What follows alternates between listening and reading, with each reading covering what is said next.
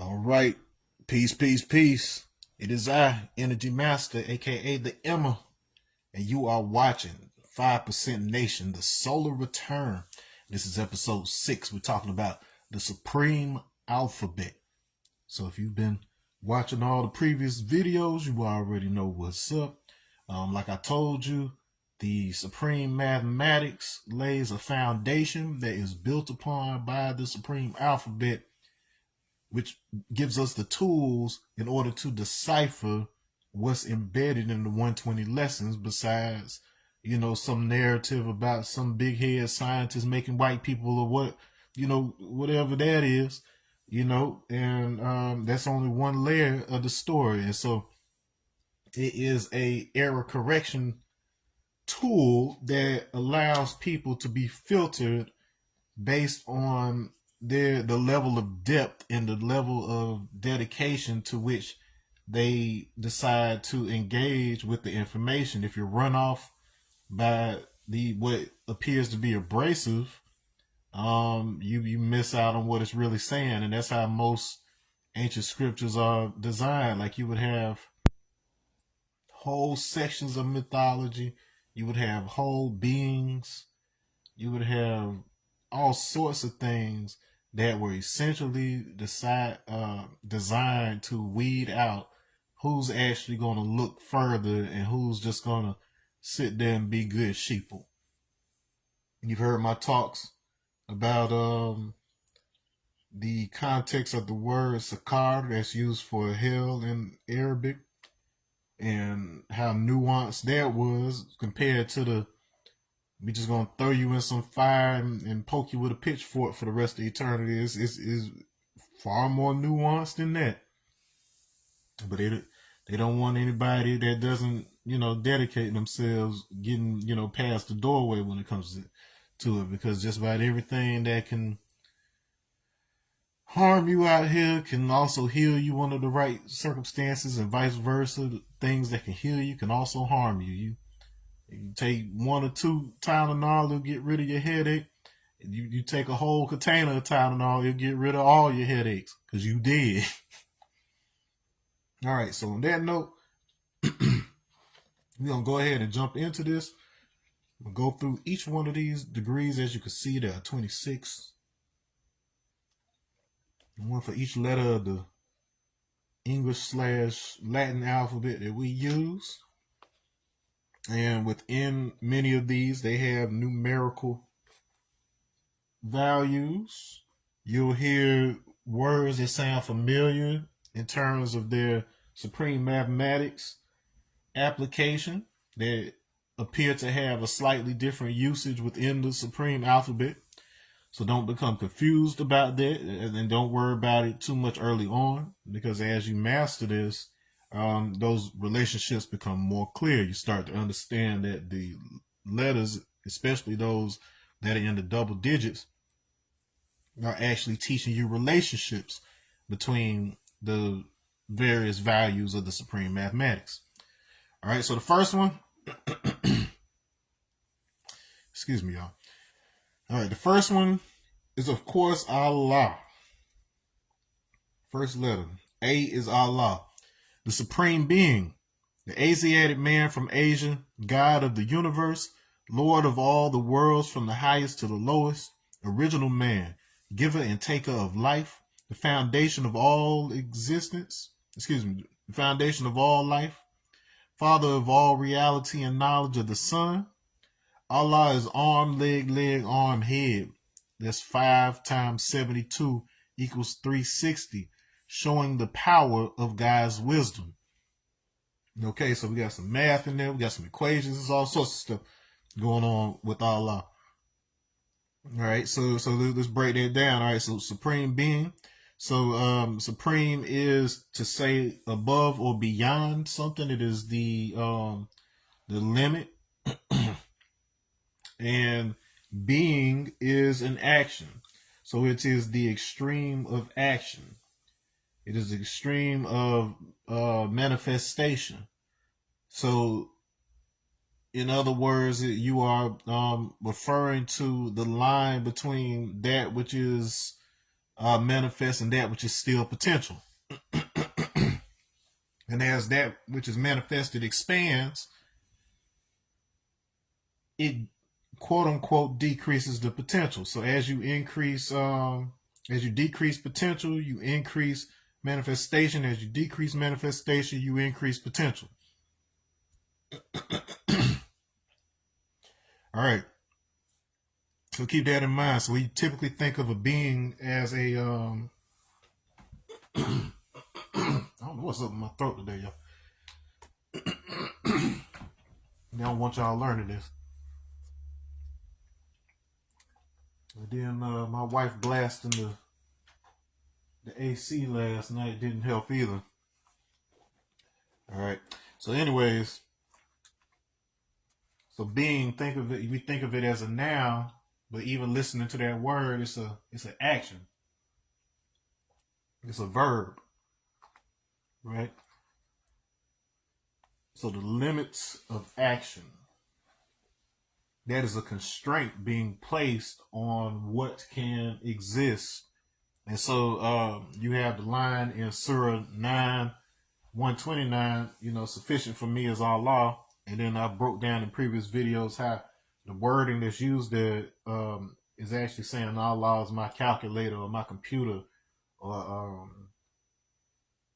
my accountant. And we've as you'll see in a minute when I get into the geometric and mathematical elements of this degree, you'll see exactly what we're using to make said calculations. All right, so it says the Asiatic man from Asia. We already talked about how that's a reference to Pangea and the essence, God of the universe, that which is invoked, that which is purified or libated, spirit inhabiting a mound of the universe. That means we are that which inhabits all things in the universe and yet we are born from the universe. So because our essence is within all things in the universe equally, we manifest from the universe. All right, just like how your mother's womb makes you, somebody had to make your mother. So it's the seed within the fruit that's within the tree, that's within a seed, that's within a fruit, that's within a tree. It keeps going and going and going because this is a toroidal existence. Lord of all the worlds, from the highest to the lowest. The etymology of the word world is age of man. Remember that world comes from a meaning of age or eternity of man. All right, so to be Lord of all the worlds is to be the one, the Lord. So Lord in general is it breaks down to protector of the loaf, which sounds very weird because it's actually a combination of words, but essentially it is the sustainer. So as you know, Yahweh originates from the canon of Canaanite gods, and so along with him was Baal, and Baal basically means Lord, and Lord is also the definition of the syllable Ra in Arabic. So what you essentially have between Yahweh and Baal in the pantheon is a dynamic between the quote unquote sky god or Akashic god and the sun god. All right. And sometimes this deals with the difference between the physical sun and the archetypal existence of the sun, if you will, what it represents. As the black man, we are the son of man. We are the central concept for humanity. At least this type of humanity that we are. Because I gave you the recent explanation about how there are several types of hominins, but it's the male line that determines what stabilizes into, what we call the overall species. All right. And so as the sustainer of the age of man, it is to say that we're the thing that keeps it going. So as long as we exist, it's the age of man. We're the ones that are occupying the house right now, from the highest to the lowest, the youngest age, oldest age. All right, original man, the man from which all things originated. That's a no-brainer. Giver and taker of life. You have the ability to make a child. You have the ability to off somebody's child or whatever. So that's a responsibility that you have to take. Have to be accountable for. The foundation of all life. Okay, so Allah has the element that is essentially the geometry of the universe, which I'll specify in just a moment. You'll see that exact same principle is essential to all living organisms on the planet. You'll see that in just a moment. I'll show and prove that. All right. So it goes on to say, Father of all reality and knowledge of the Son. Interestingly enough, I learned this morning that the word son very likely originates with ancient Greece, in that particular form, and is actually the same as SYN. So when you see sin on something, it basically means to add something. Like when you synthesize something, you're adding on. So it basically means like a plus sign, right?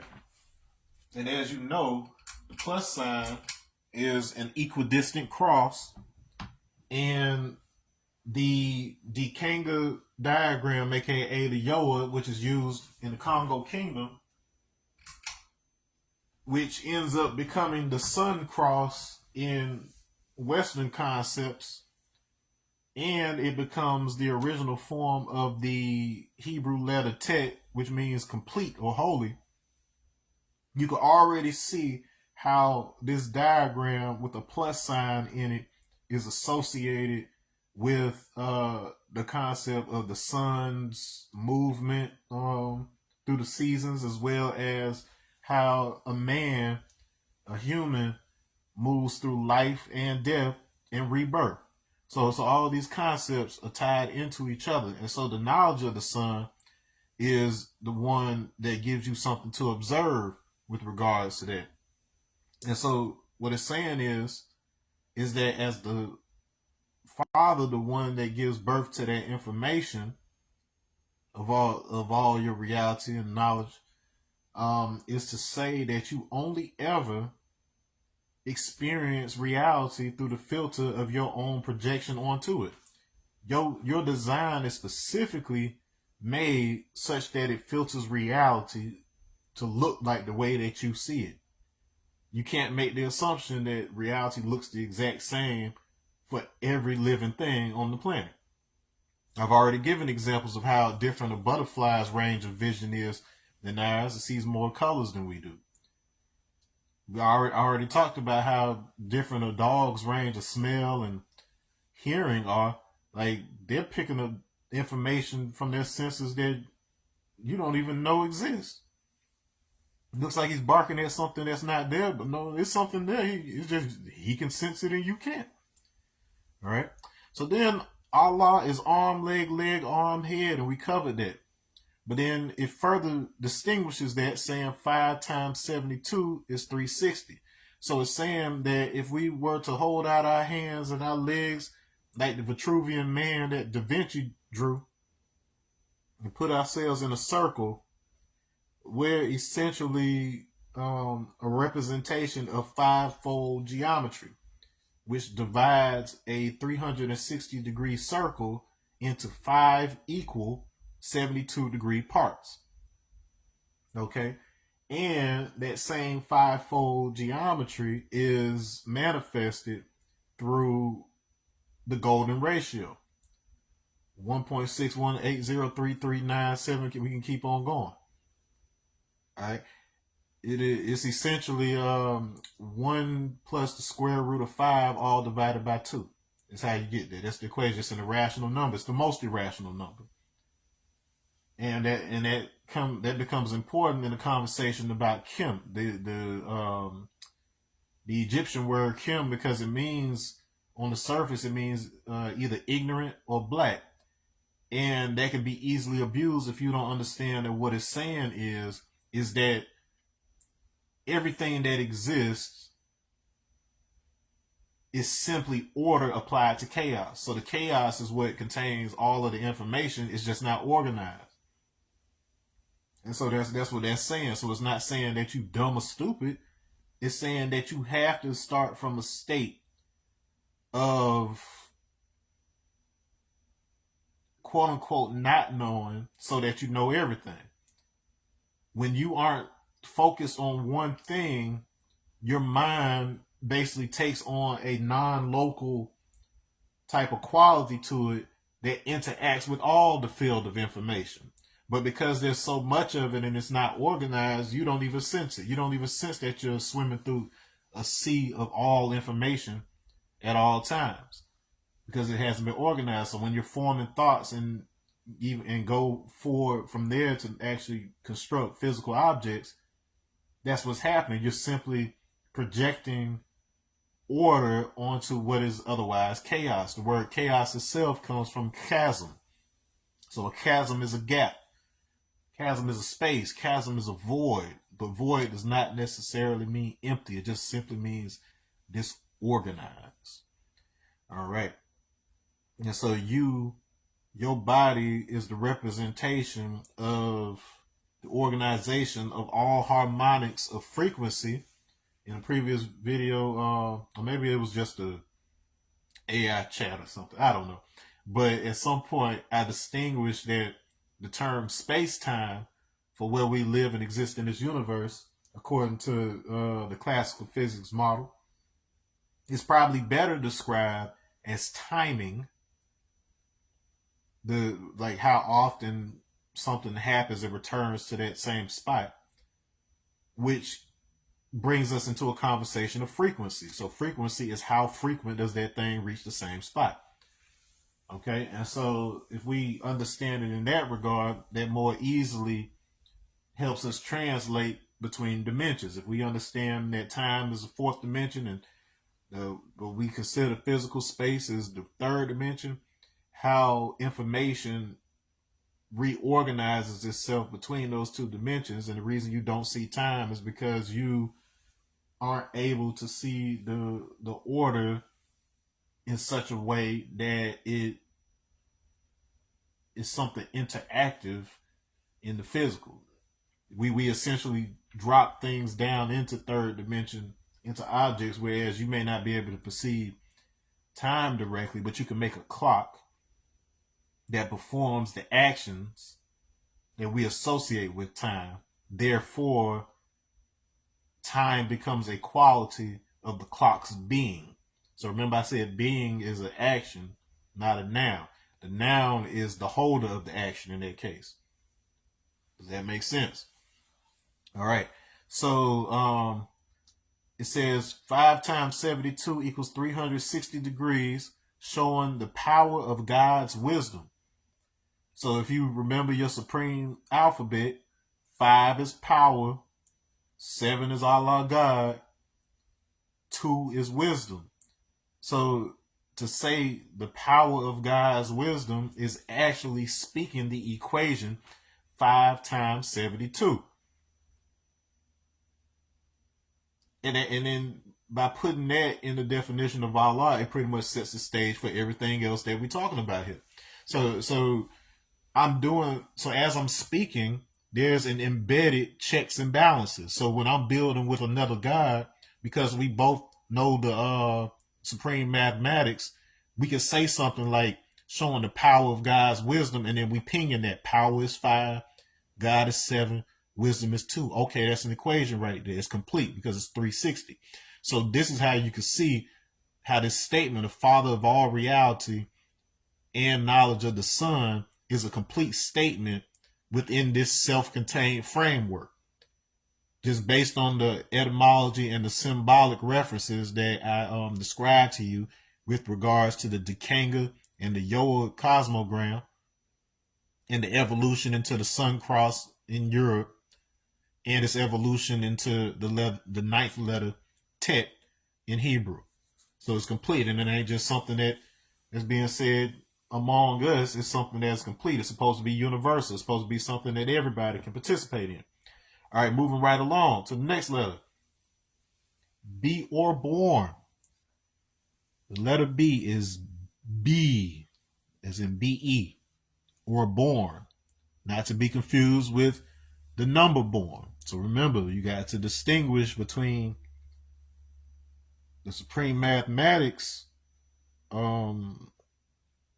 distinction of these words versus their distinction in the supreme alphabet. And then once you're comfortable with it, you can start seeing how they interact. All right, so be or born. Be is to exist. Born is the realm or state of being born into existence. Born means to be complete, to make manifest completely. All right, so this is a state that is manifested. So just like how wisdom is the manifestation of knowledge, be or born is a physical state that manifests out of the existence of Allah.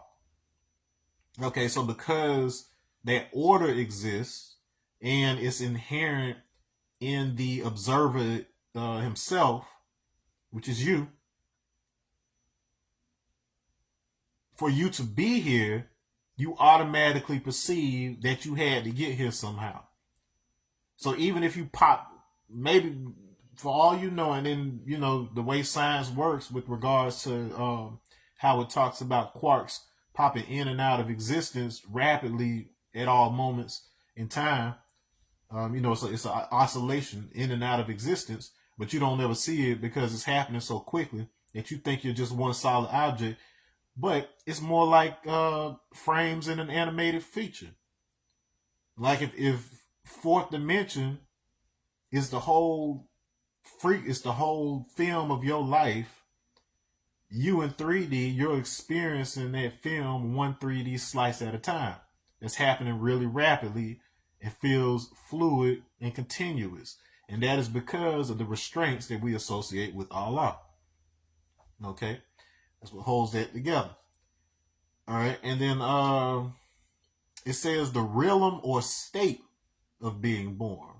So we've got an action is essentially being described as a location. And as I said before, previously, once you understand the concept of state, not as physical location, but a condition, it makes more sense. An action can be subject to conditions without necessarily being attached to a physical location. So the thing that actually puts constraints and actually makes the action stable is the condition of the state, not the condition of its physicality. So there's nothing here that says that you necessarily have to be in a incarnated in a body as we know it right now. You still exist within the essence because you're tied to a specific frequency. You're tied to a specific continuum of time and existence. Okay, and as a result, that frequency, there are what we would call realms. We talked about the heavens in my last lecture series or whatever. Episode 4.2 is out on YouTube today, and it covers like the concept of Jesus descending into hell after the crucifixion and then clarifying what that really means and how that actually refers to things that you are also capable of and that they were trying to teach you through that story. Okay. Anyways, born means to be complete. So again, you got some confirmation with respect to the association of be or born, the letter, with born, the number, because born, the number, is 9. And like I said before, Tet, the 9th Hebrew letter, also means complete. So this is why the supreme alphabet is a complete system. It's giving you all the juice, all the pieces. All right.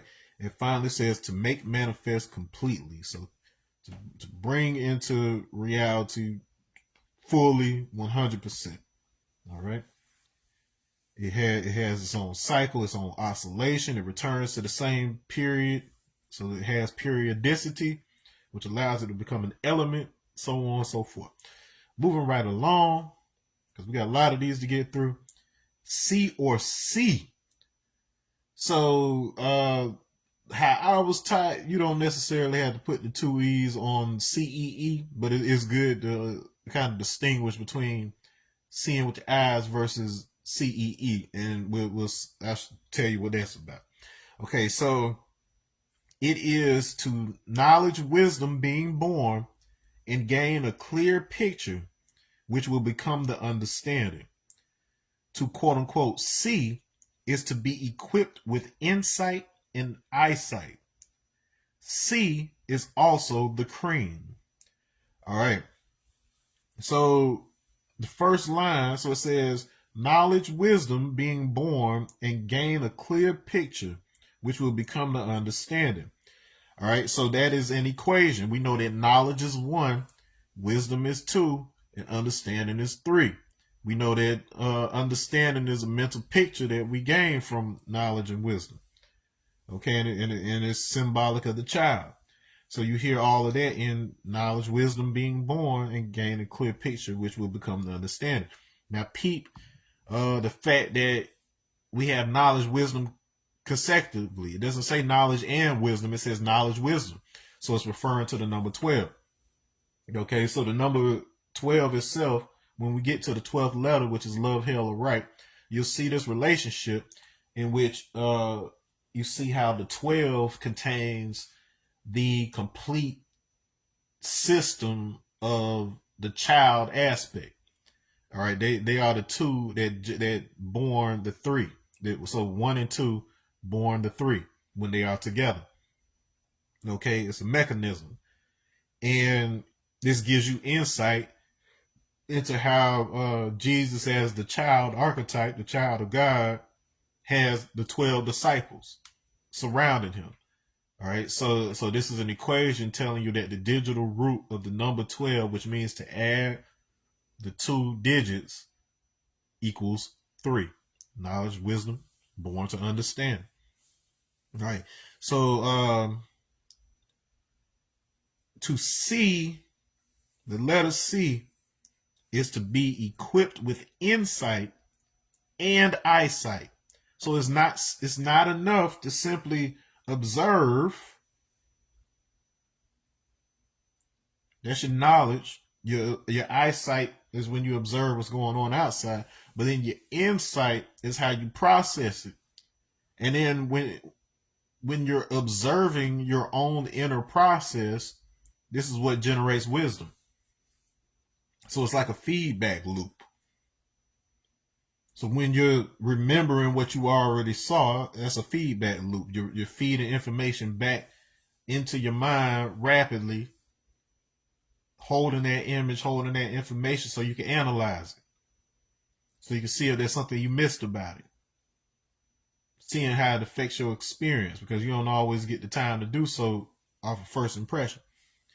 All right, so you have to couple that. So in real time, you take what you've experienced and you're applying it to what you're observing.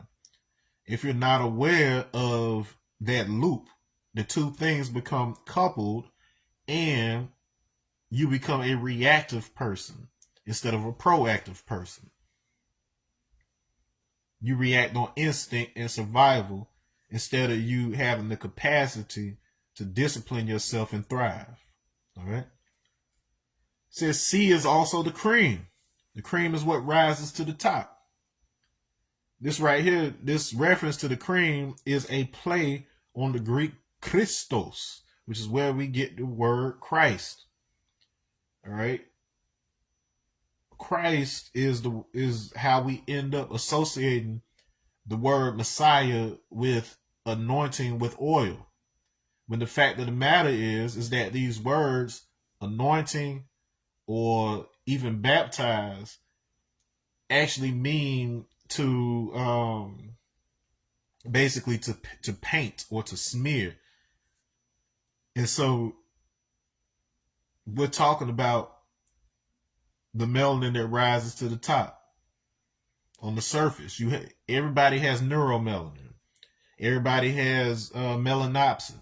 Everybody has substantia nigra. These are substances that are inside the body and perform processes. While everybody has it on the inside, not everybody has it on the outside in sufficient enough amount in order to modulate the interactions of the body with UV light and other high frequency forms of radiation.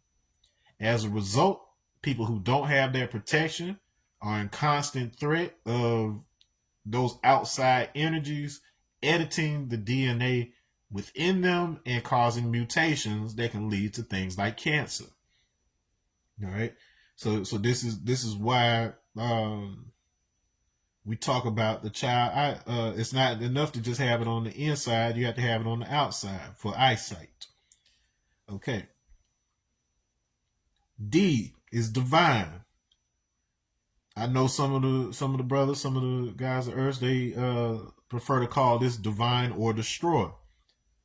Well, that ain't how it was originally taught, from my understanding, and you'll see why. Because there are various versions of the supreme alphabet out there, but it just so happens that the very specific wording that comes with the version I'm teaching you, for me, has proven to be a very well integrated system that touches and then reveals the truth in a lot of systems. So it's very, very good for bringing the conversation together instead of being an agent of further division and confusion by people thinking that you're teaching something that's different or somehow separate from what it is that they're teaching.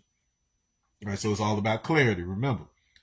All right, so divine here means knowledge and wisdom being understood, showing its completion, and manifesting a perfect state of existence, equating the culture, which is I God. Divine being things that are sacred. Okay, and so within that, once again, we got another equation. So we're starting from the 3, so the understanding that we derived from insight and eyesight in the previous degree. Now it's saying it's showing its completion. It's to show as an action. So the actions that this thing is taking, you can look at it as a rotation. Once I complete the object, now I'm moving it. Now I'm putting it into 4th dimension by adding time through motion. So you're seeing different angles of the thing as I'm moving it, showing that it's complete. And manifesting a perfect state of existence. So that means that state is stable. It's not just going to pop out of existence. It's complete. And that equates the culture, which is a way of life, which is I God, which we learned in the supreme mathematics with regards to culture. So remember, culture was one's way of life. I God, I self, Lord, and Master is the culture of freedom. So we're talking about Islam. So this state of transformation in space that we perceive as continuous motion is telling you right there that with the culture we are referring to the calculus, which is the math of change, associated with divinity, with divine being things that are sacred, holy. Holy means complete, and then sacred itself, related to the word consecrate, is to make something whole, make something well, to heal something, and most importantly, to align. So it's saying that your completion is a function of perfect alignment. So that manifesting a perfect state means that your steady state that you've assumed is perfectly aligned, such that it's able to retain its form. All right, let's move on. All right, E is equality. You should notice right off rip, equality in the supreme alphabet is the 5th letter, whereas equality is the 6th number in the supreme alphabet. And we'll describe why that is in a minute. Now, there's an even bigger systemic reason for that has to do with the relationship between the microcosm and the macrocosm. But then that's a little advanced for what we need to be talking about right here. I have talked about it in other videos, but I'll tell you right now, it is related to the fall of the Temple of Solomon in the year 586 BCE. It has to do with the fact that the golden ratio, silver ratio, and bronze ratio, as if they were father, mother, and child, have symmetries which are of the value 5, 8, and 6 respectively. All right, so there's a science behind that, and you need all three in order to be able to see the truth of God. 5 plus 8 equals 13. 13 minus 6 equals 7. So it's manifested between, that's the gap. The 7 provides the 4th dimensional gap. You can go back and watch my other lecture series. But the 7 provides the 4th dimensional gap that allows 5 and 8 to connect to the 3. To the 6. To equality, all right? So it allows the power to build or destroy, to connect with understanding. Why do I keep going to connect with the equality of the universe? So that which is in all things, you got to go through God in order to connect to all things. You can't understand the problems of humanity unless, of course, you understand the original people. All right. Anyways, equality in the supreme alphabet is to be equal with all society and nations of the earth, showing and proving with the power of equality that we are the fathers of civilization. Also, to equal all nations with the science of education. Equality is the wisdom. So you see, they rectify that. We know that the number 5 is typically associated with power. And so right here, we're talking about the power of equality. From a mathematical standpoint, power is the truth, and truth is the power to resurrect the mentally dead from their present state of awareness. So they're in one state of awareness. We need to shift it to another. Therefore, with equality being to be equal in all things and in all aspects of life,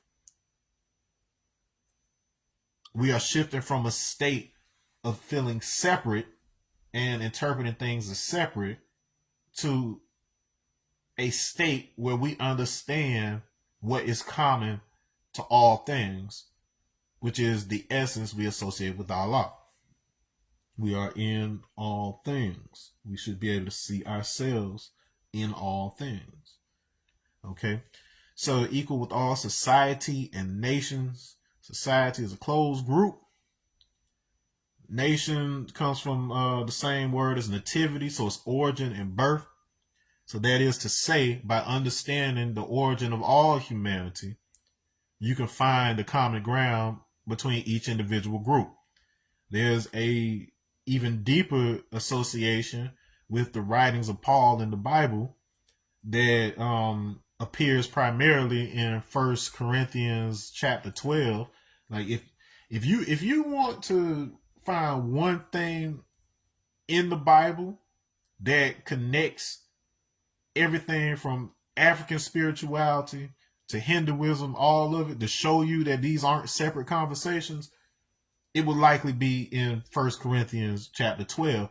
But you have to decouple your understanding of it from the common application of this as simply a description of how the church, the physical church, is set up. Because just like what I've taught you in previous lessons with regards to not attaching the word state with simply a physical location, but assuming a certain phase, a certain quality, a certain condition. that can be returned to any number of times, right? And so if you decouple from the physical understanding of that, and then understanding that Paul is a Greek, he's a Greek Jew, he's a Hellenistic Jew. So he's teaching you some Plato stuff. And he's teaching you the concept of you are a collection of spirits, aka frequencies.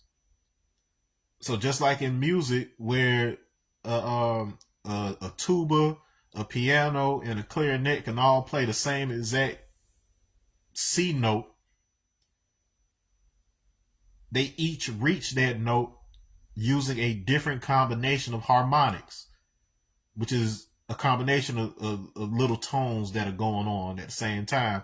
And what you hear as a note is actually the average of all those notes, of all those harmonics, rather, so that they combine into that one note.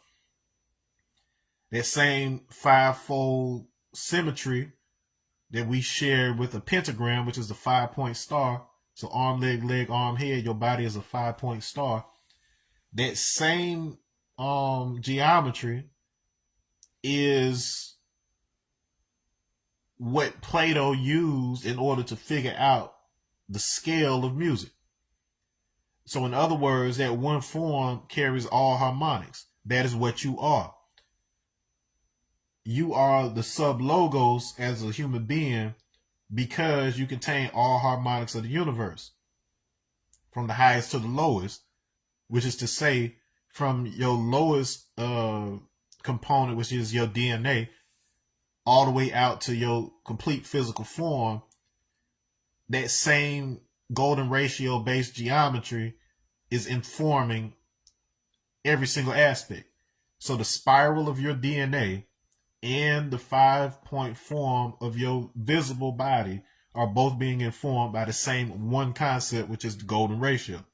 And so that is the concept that Plato used in order to break up the unity of that into the individual notes and tones. So the reason that we hear tones in a specific way that is clear to us, and then it becomes 7 notes, and then it resets on the 8th, the reason that it does that is because that is based on spacing related to the golden ratio. That is embedded in all of your essence, and you are the visual projection of the whole geometry of the universe. That's what makes you God. And you got your physicality from your mother, which is the earth. So you are the organizing principle of the material that is provided by your earth, which is your mother. All right. So when we say to be equal with all society and nations of the earth, we're talking about the physical body is aligned through unification of concept. All right.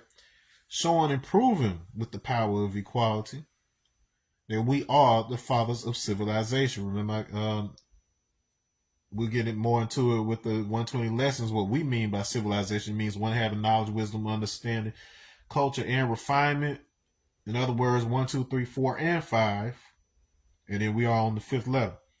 All right. And see, also to equal all nations with the science of education. So through learning, teaching, the gathering, the accumulation of knowledge into a body. That's what we talked about with knowledge or whatever. That's how we do that. So equality in the supreme alphabet is essentially 1 Corinthians 12. All right. Boom, boom. Then finally it says equality is the wisdom.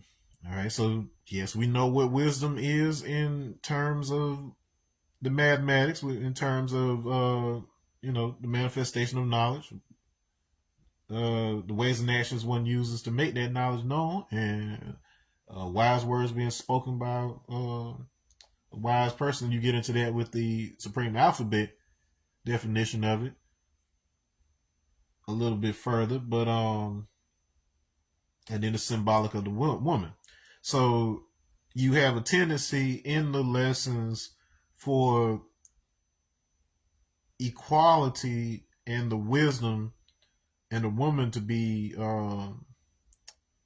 spoke of in the same breath as, having a limitation, and that has been corrupted into a system of thinking that holds the woman back, when what it's saying is that the woman is designed in order to set the constraints of our physicality so that we can sustain this experience.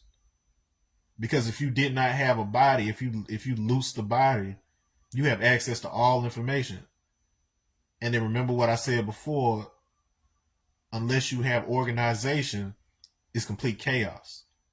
So without the woman, men would just kill,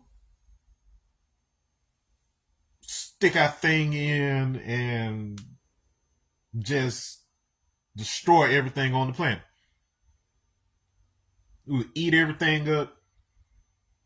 We would just live excessive and nasty. We wouldn't be out here making no babies because it's only dudes around. So we need the organizing principle. So you are nothing without her. All right. And so let's move on. All right. So father. So like I said, you couldn't make people without her. So that brings us to the father. So this here is the sixth letter. And we still got a long way to go, but we're going to go ahead and knock it all out. Father. Father is one who uses his wisdom to produce an understanding, aka black child. One who shows and proves his equality to help further one's education. Only to fat her, so father fat her, the young with the knowledge of self, which is righteousness, and by teaching them the science of everything in life, which is love, peace, and happiness. All right, so a lot being said there, and you can see how it builds on the previous degree with the equality. All right, so we got the same equation. One who uses his wisdom, so 1, 2, to produce an understanding, 3. So 1 plus 2 equals 3 once again. And that produces the black child. The black comes from to burn or to shine. Okay. And then we talked about the child archetype. So we were talking about the star. We're talking about that 5-point star again. That form that comes together once the mother and the daddy get together. One who shows and proves. So you are presenting something and you understand what you're presenting well enough to where you can prove it, where you can verify it, you can clarify it. Okay, so we're not just showing you some magic tricks. We want to make sure that we have the evidence to back it up. And then I know some of y'all are kind of bogged down when it comes to religion sometimes, but I'm just here to show you that it's not inherent. It's just something that became applied so that imperial and colonial powers could maintain control by keeping you in confusion. All right, peace, Jen. I see you. All right. Okay, and so it shows and proves his equality to help further one's education. All right, so as the observer, the father has a responsibility to pull information together. All right, the women are already blessed with intuition, so she is a constant, open, unfiltered resource for the information of the universe. Your job as the man, what you were designed to do, is to understand how to piece things together manually. All right, so instead of you accessing the full stream, you're the one that kind of divides it up and partitions it so that you can have an actual stable experience. All right, so you have to work together in order to be able to create an understandable reality for the child. That's what that's saying. All right. And so only to fat her, the young, with the knowledge of self. So to feed you. Something cool that I figured out about the word father when I was looking at the etymology for it is that you can remember that word along with the words feeder and fodder. Fodder. Fodder is what you physically give to somebody in order to nourish them. Whereas a feeder, in terms of a feed signal, is something that is related to Fourier transforms, and then turns out that word Fourier actually means father, if I recall correctly.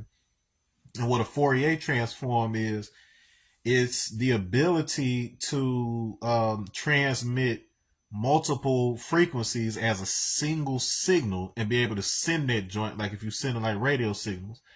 And when the information gets to its location, a person can, even if it's damaged, even if that whole, most of that signal is damaged before it arrives, a person can take one piece of it that's left and be able to reconstruct the entire signal from it. So it's basically functioning holographically. And as I just explained in one of the previous degrees, that is how you're made up. You are a combination of harmonics into a single sound or song, if you will. All right. In fact, one of the words that, so when Paul is talking about the members in First Corinthians, the word that he's using in Greek, melos, it, in addition to meaning like limb or arm or whatever else, it actually means melody in Greek. And so it's basically talking about a musical phrase, so a chain of frequencies.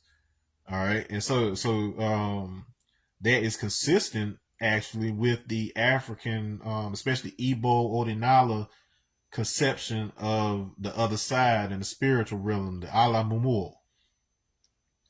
Because and with the concept in yoga and Hinduism of the Akashic field, the field of space. It's not just empty. It is a super fluid where light and sound are one. They're in superposition. So if you learn how to do out-of-body experiences, which involves entraining the brain with the frequency that the earth resonates at, which is called the Schumann frequency, Schumann resonance, when you do so, it basically breaks down the separation between those two states, and you basically have the projection of synesthesia out into your physical environment. So in other words, you see the space, the air, as if it is a rainbow that you can hear. That's the best way I can describe it from witnessing. This ain't description based on something I read. This is from my actual experience.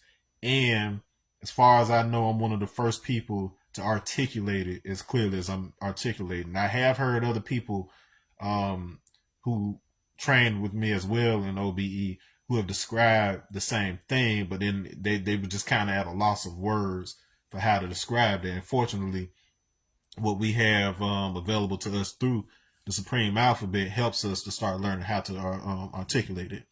All right, so I got a comment from Jenna here. She says, man is the male or negative charge, women is the female positive charge for the proper harmonic torus field equals soul frequency harmonic of creation. That is 100% correct, as y'all should know by now from the previous lecture series. But what she said right there is mathematically and in the framework of known physics, that's pretty accurate. All right. So then we go on to, all right. So we feed them. So the feeder signal is the knowledge of self. So it's a feedback loop, and it says which is righteousness. So that's alignment. So in other words, through resonance, the knowledge of self, when we're talking and we're basically a feedback loop for each other by using the same mathematics in our speech, we have alignment with one another. That is what allows for understanding to be born from that. And so this is what we call righteousness. Righteousness, start thinking of it in terms of not morality, but in terms of actual geometric, like a right angle, like a 90-degree angle. It stands straight up relative to the floor. All right. And then by teaching them the science of everything in life, which is love, peace, and happiness. All right, so we'll get into the definition of love once we get to that letter. I need to pick up the pace because this is taking forever. All right, and then peace, there's the highest elevation of understanding, so the supreme understanding for the benefit of the whole.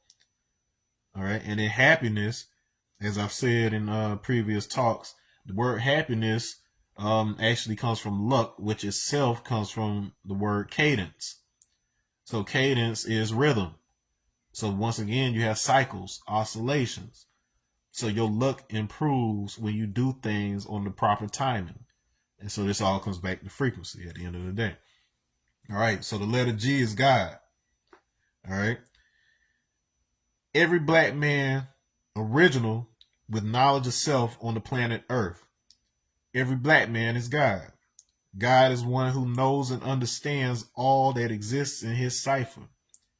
He reveals the power and truth to those who don't know. Allah is God and God is Allah, who is the Son of Man. This is to say, so when you are a living feedback loop due to having the knowledge of self,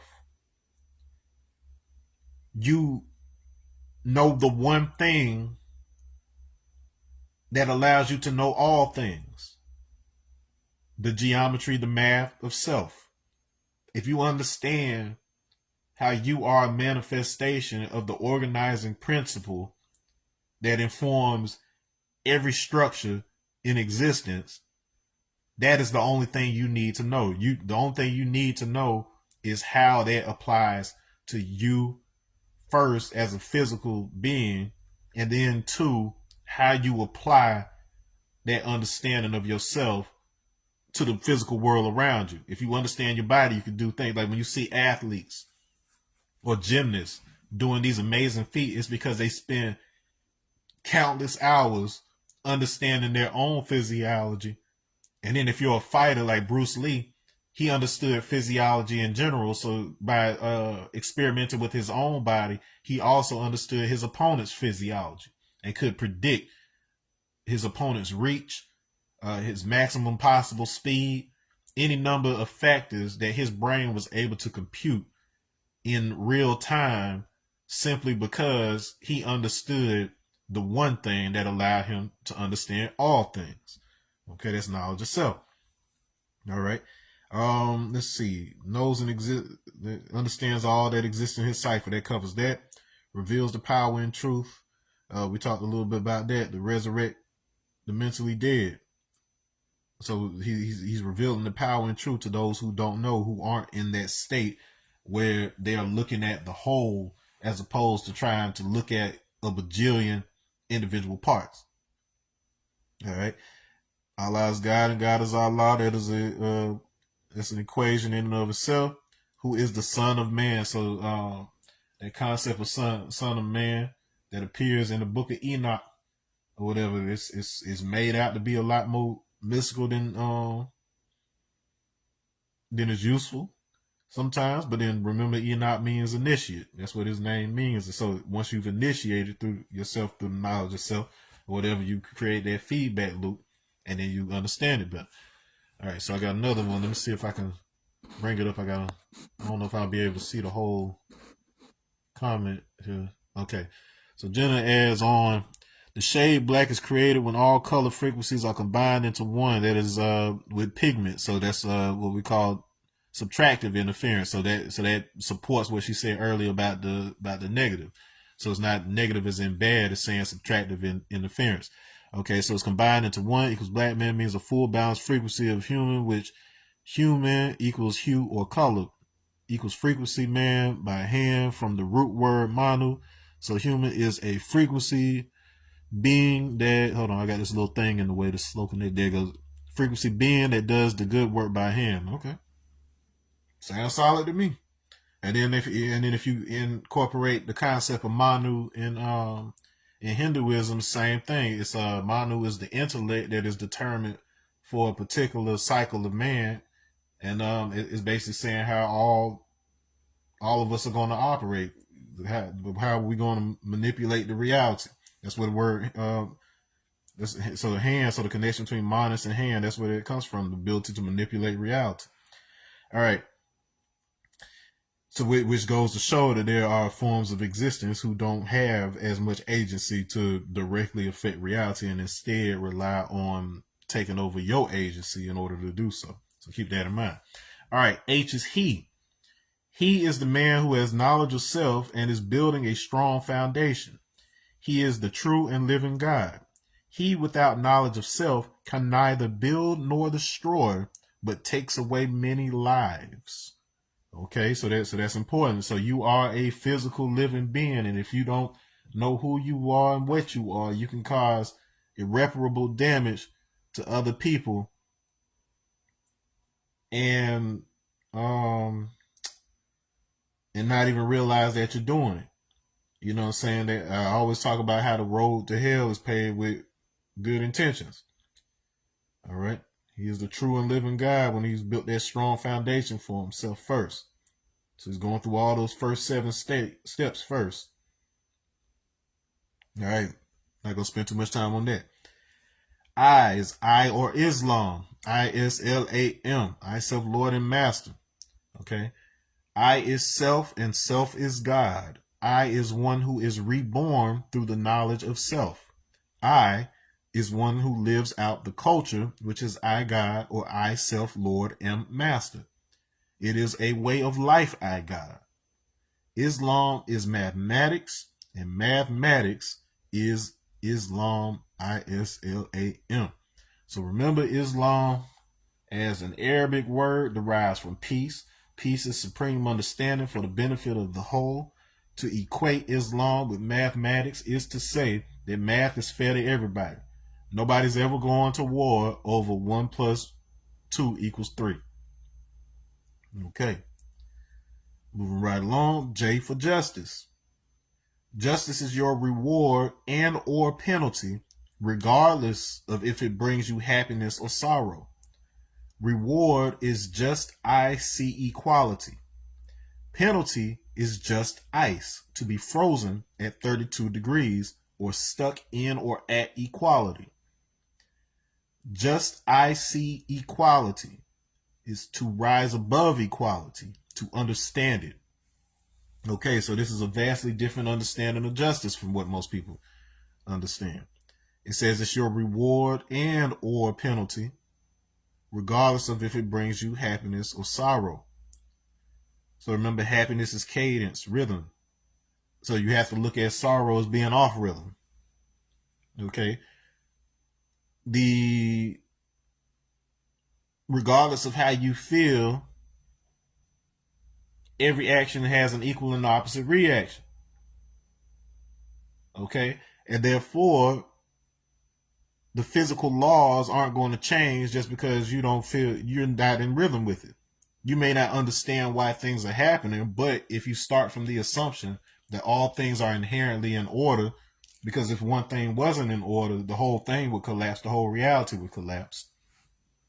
It's just like a painting in which the objects only have depth and clarity based on their relative organization to each other. The only reason that we experience a reliable length of a solar cycle or a reliable lunar cycle is because all of those things are in order with each other.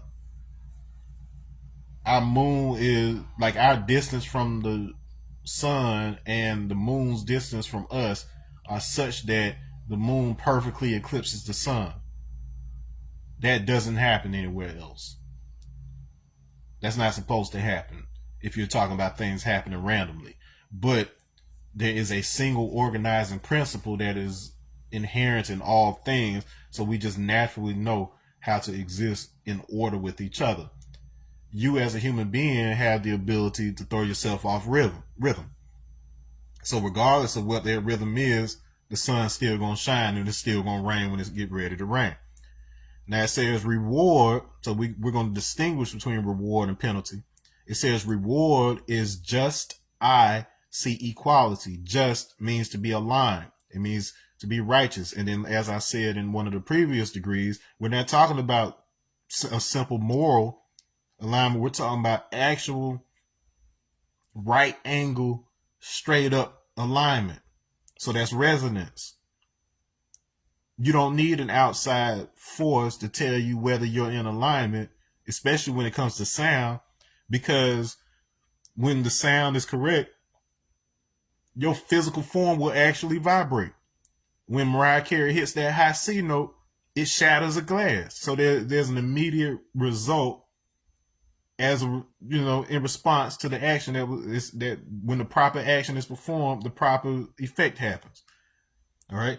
I see equality. They use the letter I. So letter I is I or Islam. So that's their mathematics. So to be just I. So I'm aligned with mathematics.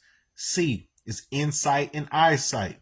So regardless of what you think about the thing, what you're seeing is matching the math and the response. Therefore equal. So that is what true justice is. True justice is cymatic in nature. So which is to say that there is a specific sound that matches a specific form, and you know that they are properly aligned with one another when that form, that object actually begins to vibrate and respond back to that sound. Simple as that. That is actually the key to healing. Like every healing practice I've ever been trained in, like Qigong and so on and so forth, is based on the idea of you having the ability to feel what's happening inside of you. You create the proper alignments, and then you just naturally become a tuning fork for the other person's body. If they are sick, then it is because something is out of alignment. Your body is a symphony. Your body, your healthy body, is a song. And then if there's any dissonance or a bad note playing because something's not aligned properly, then it starts to throw off the entire body. That too, after what I just said, go back and read 1 Chronicles 12 again. All right, remember the 12 was important in that definition that it had knowledge, wisdom in it earlier. All right. Let me see what Jenna says. The heart is not a pump in the way they teach. It's the harmonic instrument that vibrates out the frequency you're creating. When the scriptures, hold on, when they say God with the glowing heart, it means he was harmonically balanced, and we must do the same. That is absolutely correct. Because your heart is not just a physical organ, it is the central concept. You can learn and understand the central concept with regards to oscillation by looking at the physical heart. But that is just a physical manifestation of the archetypal concept associated with said heart. And so you're looking for the heart of the harmonics, which is the central frequency that those harmonics are combining and weaving themselves into in order to present the presentation of you. Oops, once again, 100% right.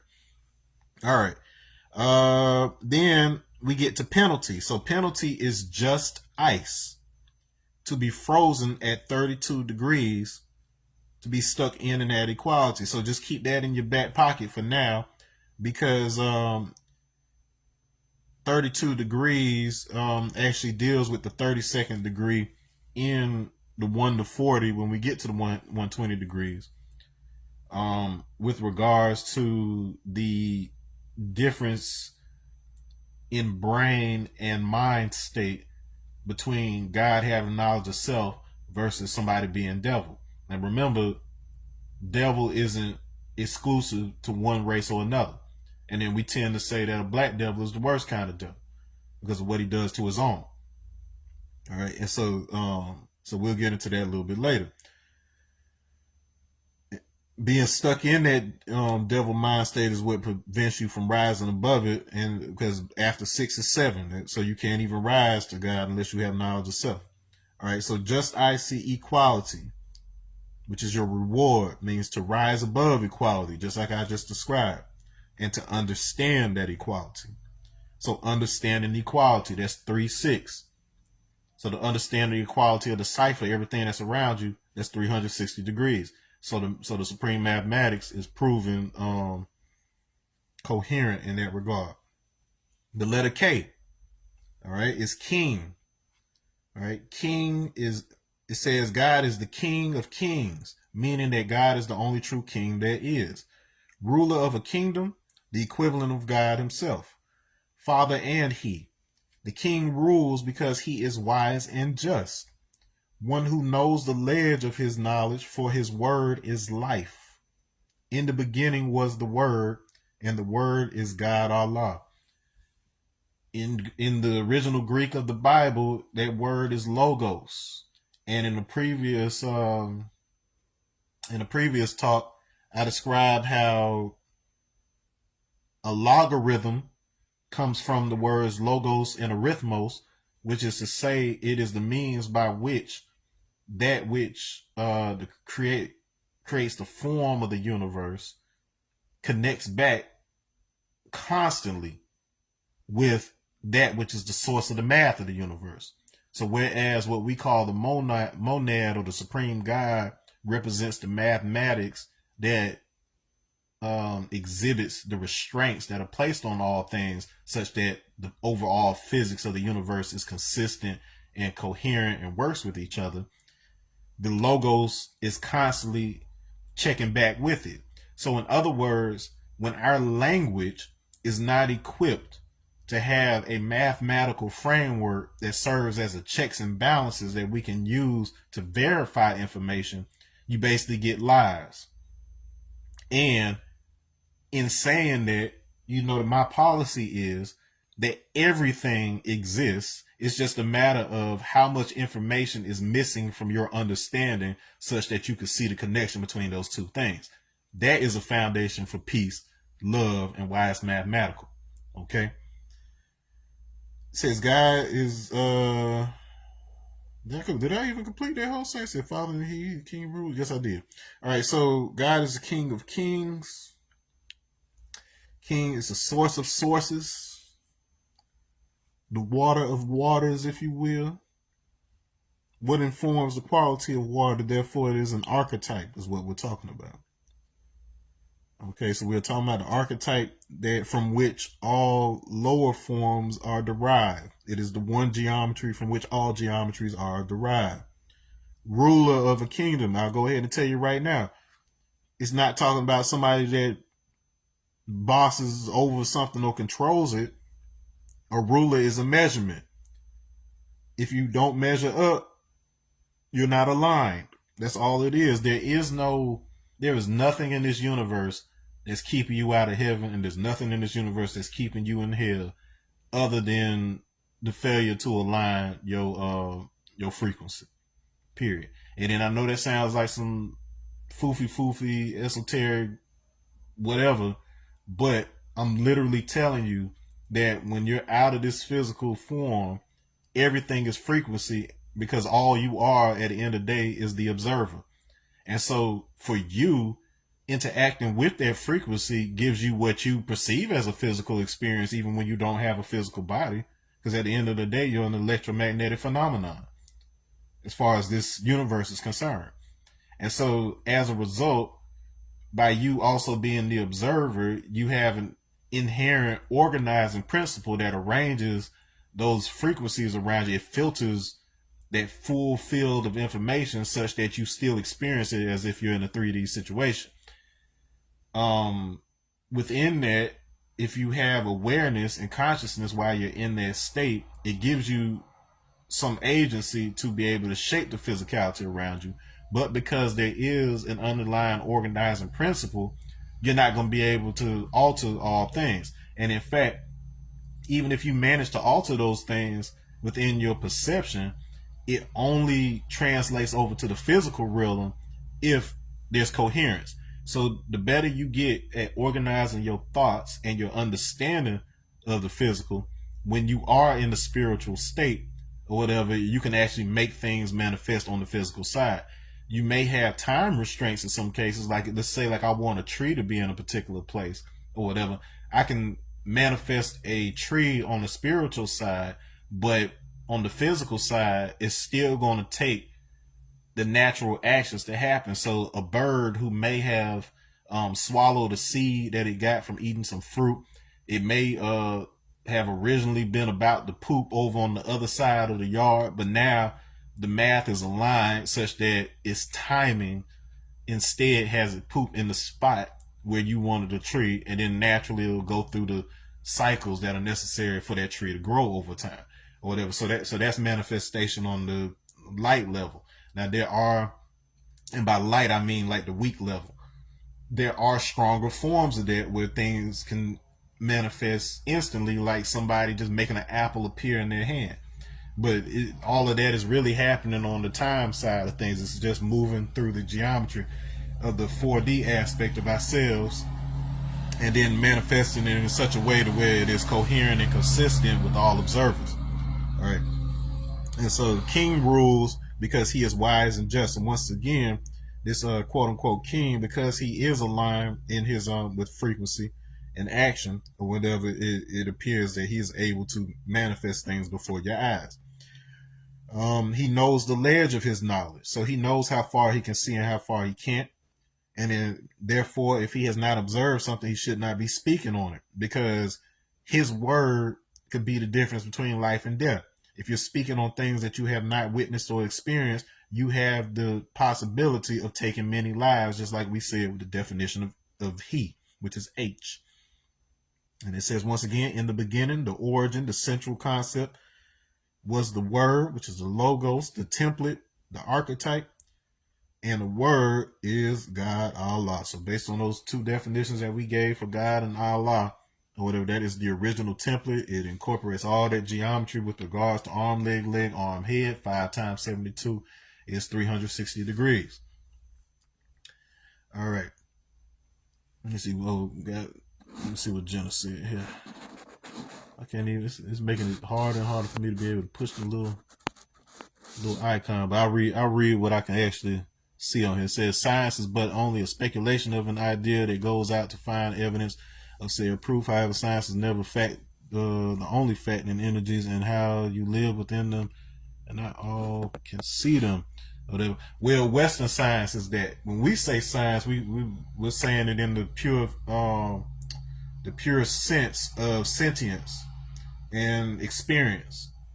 All right, so consciousness is inherently science. However, the academics have used that word and isolated to only a specific framework based on what they've been able to declare as axioms and theories as of right now. But because it is not rooted in absolute truth, it is constant change. But the only fact of the physical universe is consistent change. All that is consistent and stable actually resides with the supreme, which is on the edges of it. So the boundaries of this physical reality, whatever. So the true sciences can only ever be the observation of your internal state. And so for that reason, spirituality is the ultimate science at the end of the day. When you understand that any sufficiently advanced science will appear as magic to somebody that doesn't have the higher level of development or whatever, then you realize that there is no separation between the spiritual and the physical. It's just that one is an extension of the other. And so once you're able to break all barriers of separation, that's when you're doing the real science at that point. All right. So this is a long one, and this is probably one of the most important, which is why it's so damn long. All right, and that is the 12th degree, which I mentioned earlier, which is love held right. All right, so love is the emotion God blessed the woman with.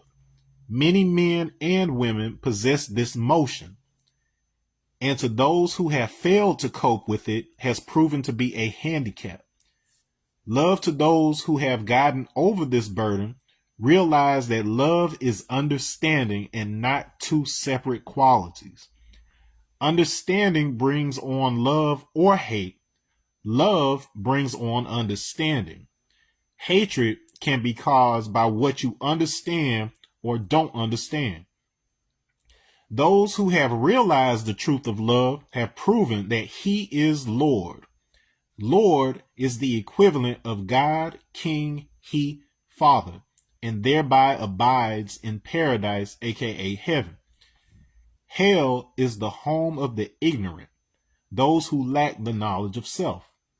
God shows His love by manifesting the knowledge of Himself through His wisdom, which reveals the hell one must go through in order to be right. Knowledge, the wisdom, to bring forth love, which is the understanding. Papa Wu, rest in paradise, Papa Wu. He used to always say, heaven is a mind state, and hell is what you go through to get there. I'm going to say that again. Heaven is a mind state, and hell is what you go through to get there. Is there a place called heaven? There are heavens, and in fact, you're standing in one of them right now and making a complete mess of it. All a heaven is a realm, and like I said before, it's a state. So whereas you may not be able to physically manifest that state into a physical state right this moment, these places and these ideas have fixed and inherent frequency addresses. And so you will realize as you spiritually mature that you are not actually moving through space. Space is moving through you. Space is a substance. And you perceive it with a continuum because your geometry and your intellect are naturally designed for smoothing. If you know anything about video game design, we have this concept called smoothing, in which there are certain restraints and parameters of math and equations that the CPU uses in order to make sure that you have continuity from moment to moment. And so you are doing that exact same thing as you move through life. Because you and other human beings have the same underlying perceptual mechanics, we all experience the external space as a single space. Just like two players playing Fortnite would experience the map in a similar way. But you never experience that map from the same point. Like you never see the exact same rainbow. That rainbow is made up of billions of tiny little rainbows that are shining through those droplets, and they combine into a single rainbow. So whereas the rainbow may look similar to both you and the other person, it's not the same rainbow. You're seeing a different set of drops than the other person is seeing. But you see it similarly, and that is what all existence is for us in the physical. All right. And so it says love is the emotion God blessed the woman with. And so remember, I said that with the feminine intuition, it is such that she is experiencing the entire field of information. And so her challenge becomes learning how to organize said information. On the other hand, the man, he comes in with the organization ability, but then doesn't have access to the full field. So the male spiritual development path tends to be, they say, getting more in tune with the feminine. It's not saying that you're becoming a woman. It's saying that you are opening up your perception such that you can access the full field of information. Then you use your naturally given organization ability in order to, shape that. From the other end, the woman who has the access already to all of it, she simply has to learn the organization principles. And then she has a similar experience. So by the time we all get mature, we all get older, there is no distinction on the functional level between the male and the female. And I would say accepting functionality, but the reality of it is that even biologically, as a male, the older you get, the softer you get, and you start growing titties, and you got more estrogen.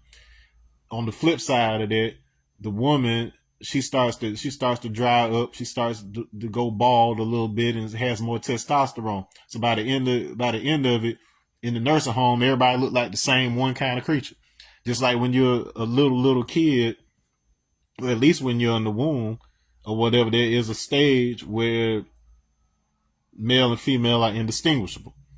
Okay, so you end up in the same place at the end of the day. Let me see what Jenna says here. All right, she says, all right, the women's role is to balance her love and give that away to her man to protect him emotionally, and the man is to provide protection and to provide. He's the outward warrior, she's the inward warrior. Yeah. Well, I would add on to that by saying, you're to learn from each other such that you can balance that out, because the best way for you to protect external, this is coming from the male end, and then having been a martial artist, I've said this in the past, that the point of learning it isn't to just like learn how to harm or kill people, but to learn when you don't need to. And you had these YNs out here who are shooting each other up, mostly because they don't know what other options they have. They get scared, and then their first solution is to shoot somebody. However, if you are actually skilled in combat, you know how to subdue a person without having to take their life, and then that's what it means to be civilized. So likewise, that's what we learn from the woman, and then vice versa. um from the man, the woman learns that she starts to get the sense that the world that she has, like her inner universe, is so big and real to her that she has to start learning how how to communicate what's going on inside of her, such that the reality happening outside of her is able to coordinate with it. Because I can't tell you how many men have been in relationships where they were expected to be mind readers, because it's not understood between the two of them that while she has access to the full field of information, he is dividing it up and organizing it as we speak. And so until he has the complete picture, he's not going to pick up on the things that you do. And so there's a level of mercy that happens between the two, where you're learning that at the end of the day, you're both children that just have bigger bodies now or whatever. But if you go back to that state where you're understanding where the equality is, where what things that you have in common in terms of the overall mechanism of your geometry, then you start to recognize the strengths and weaknesses that you can actually operate with at the end of the day. So just adding on. It's a little. I don't want to call it a tug of war, but it does have to find some equilibrium in order for you to rise. Okay, and it says so many men and women possess this motion. So notice the distinction between emotion versus motion. Emotion means outward. So it's something that is within that is coming out when you say to emote, coming from within. And so now we're just talking about the possession of the motion, the outward motion. And to those who have failed to cope with it, has proven to be a handicap or whatever. So if you, this degree in and of itself, this part where it breaks down love and understanding of one and not two separate qualities, that was the single distinction in all of this that just changed my entire perception of reality. It changed my entire perception of what love is, because we're constantly talking about everybody's got their own definition of love, and we have this airy fairy kind of understanding of it as it relates to practically applying it in the world. But when you understand, all right, understanding itself is the mental picture we draw from what we've observed and what we've applied. That's how you get understanding in the first place. When you understand that within the concept of love, where the knowledge and the wisdom have to come together to produce the understanding, just like a mother and father have to come together to produce the child is the end goal. The child is the only thing that's important. If you're in an argument, man or woman, you need to think about what the needs of that child is, or how are you affecting them. If you treat observation and action the same way, you will do the knowledge before you do the wisdom. You will observe before you act. And then in that one action, taking that second to observe and assess and respect before you speak or you act, that in and of itself is already the foundation of love. Because we tend to do that a little easier for the people that we look at as, being who we love. But when it becomes our natural default state, it's not saying that people get over on you. It's not saying be weak. But what it's saying is is that you grant everybody the common courtesy of hearing their argument out first before you go judging them or jumping down their throat. That's all that is. That's what civilized people do. It's restraint instead of being reactive. Okay. And so, says those who have realized the truth of love have proven that he is Lord. So that's a protector of the loaf, the sustainer.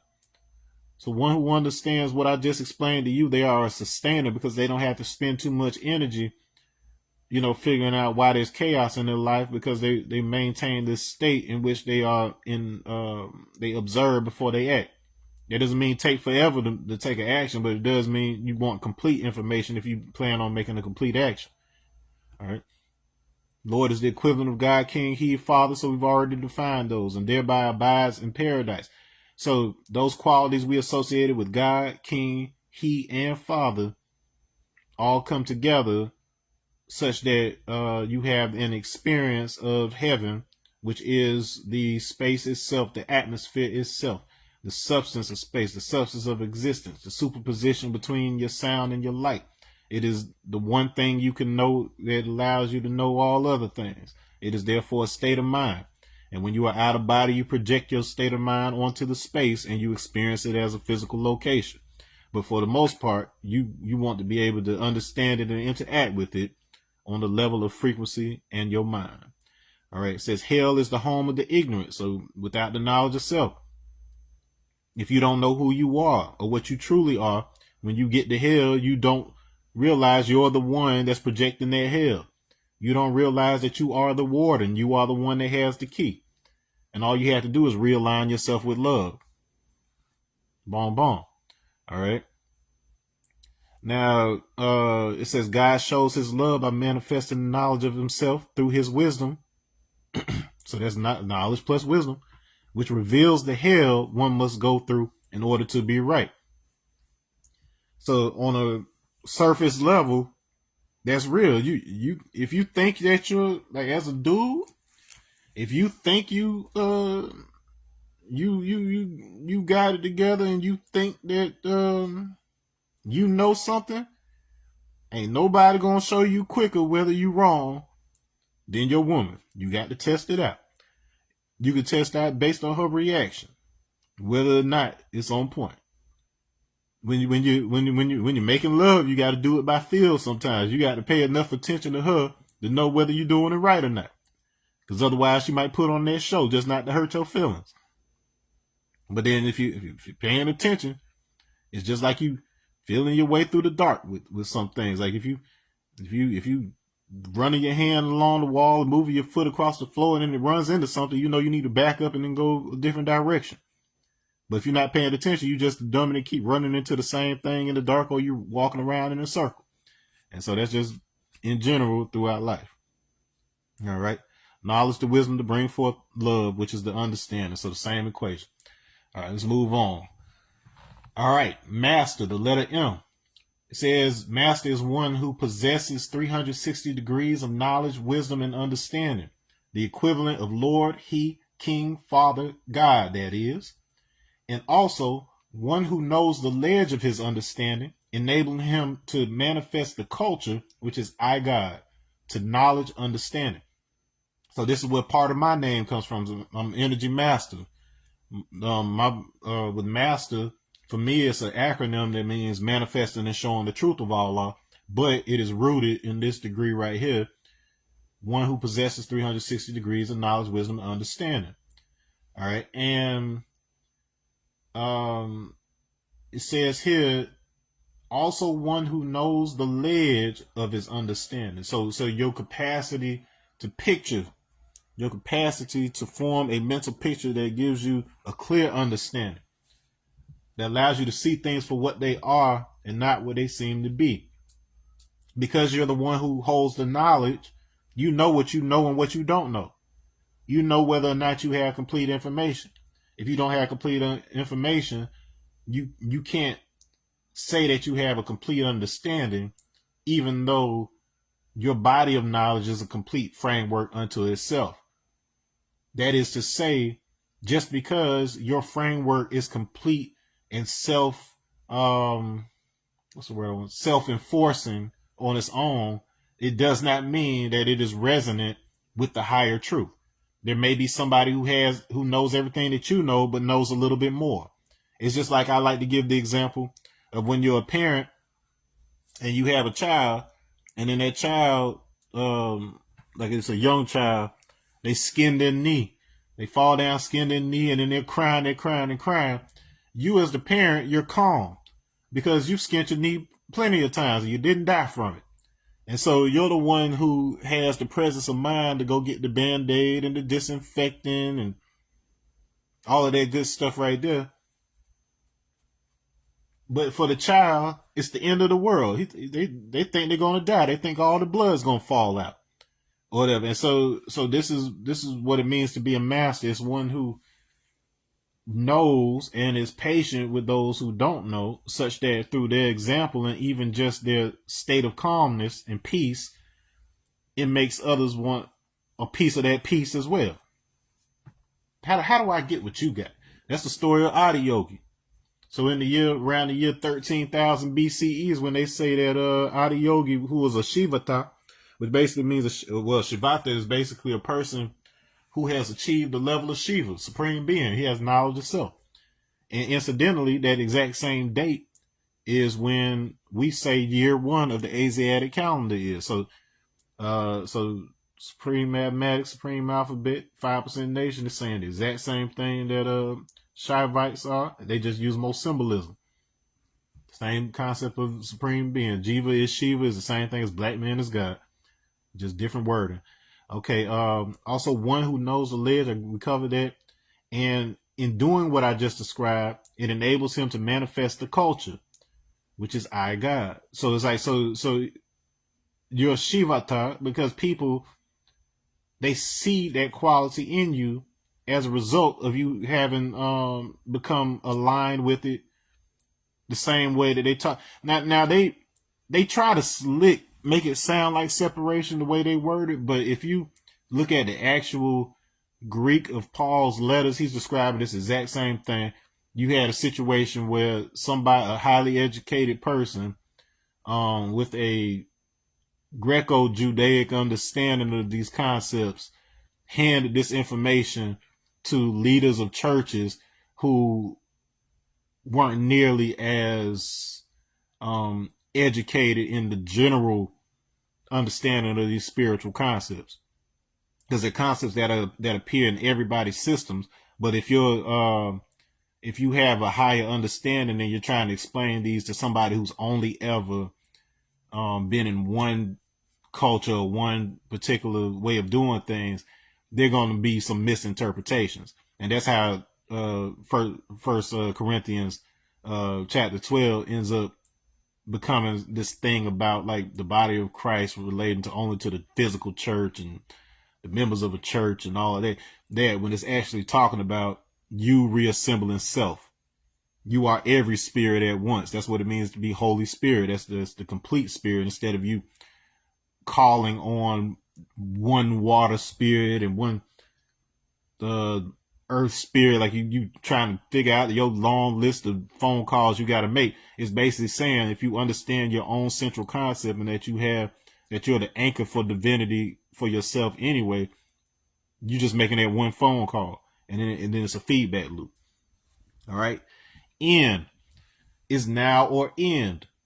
Now is the time to get knowledge of self or end up in a pit of ignorance. Remember, we described hell as the pit of ignorance. Nation is the united Asiatic people, dark and light. The colored people is in a race that must now avoid the wrath of the Asiatic nation, aka God, knowing the culture to show the power.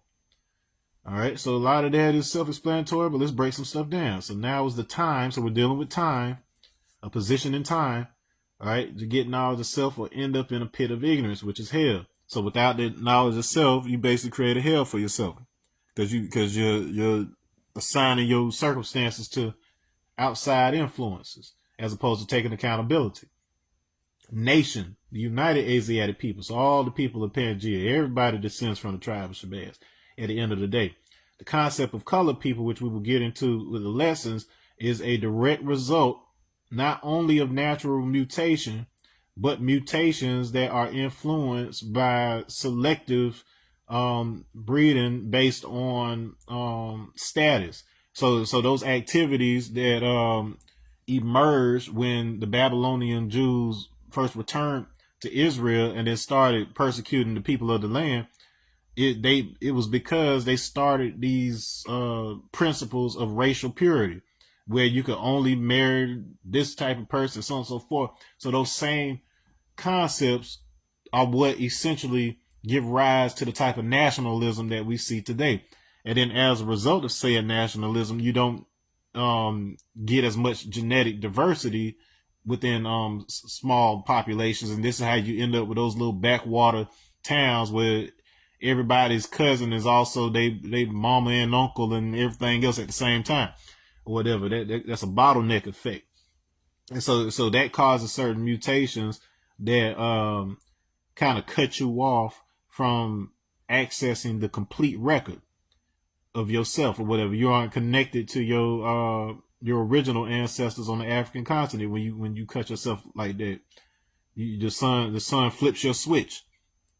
You know what I'm saying? So there are ways to reactivate it. We'll talk about it in the later degrees, but I'll say so. The wrath, and I don't feel like getting into etymology for that right there, but it's not as like to wrath. All right, I will say this. So the word wrath actually comes from a word related to twisting. Okay, so you can look at that as adjustment, the specific spiral of the DNA. So by go run out and have you a little mixed baby, and they'll they'll reset over time. No, I'm just messing with you. All right, knowing the culture to show the power. Okay, so there's a mathematical equation. This is the 14th degree. Know the culture, knowledge, culture, born to power. Knowing the culture to show the power. Okay, the 15th letter is cipher. That's your O. A person, place, thing, and or beings. A circle consisting of 360 degrees. A cycle of life. See I power her. Her power I see. Okay, so you'll notice that it has a lot of the same qualities of cipher, the number, but it adds, in addition to person, place, and thing, it also adds beings and cycle of life.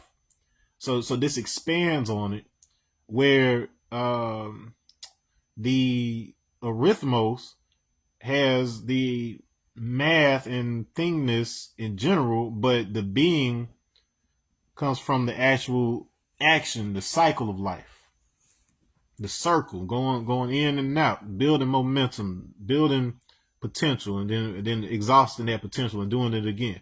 So see I power her, her power I see. That's an infinity symbol. That's a number 8. What brings you in is also what sends you out. The second that you're born into physical reality, you begin dying. The second that you die, you're building up the potential for another incarnation, assuming that you did what you needed to do while you were living, such that you could navigate and be able to choose whether you want to come back or not. And so that is what what's the word we use for it? They call it bodhisattva in the East, but in Africa, it's just generally understood that we choose to reincarnate into our same family so that we can protect our descendants. Whatever. So you got these other practices that talk about trying to escape and dissolution and all that, which is good, which is great, or whatever. That's a choice.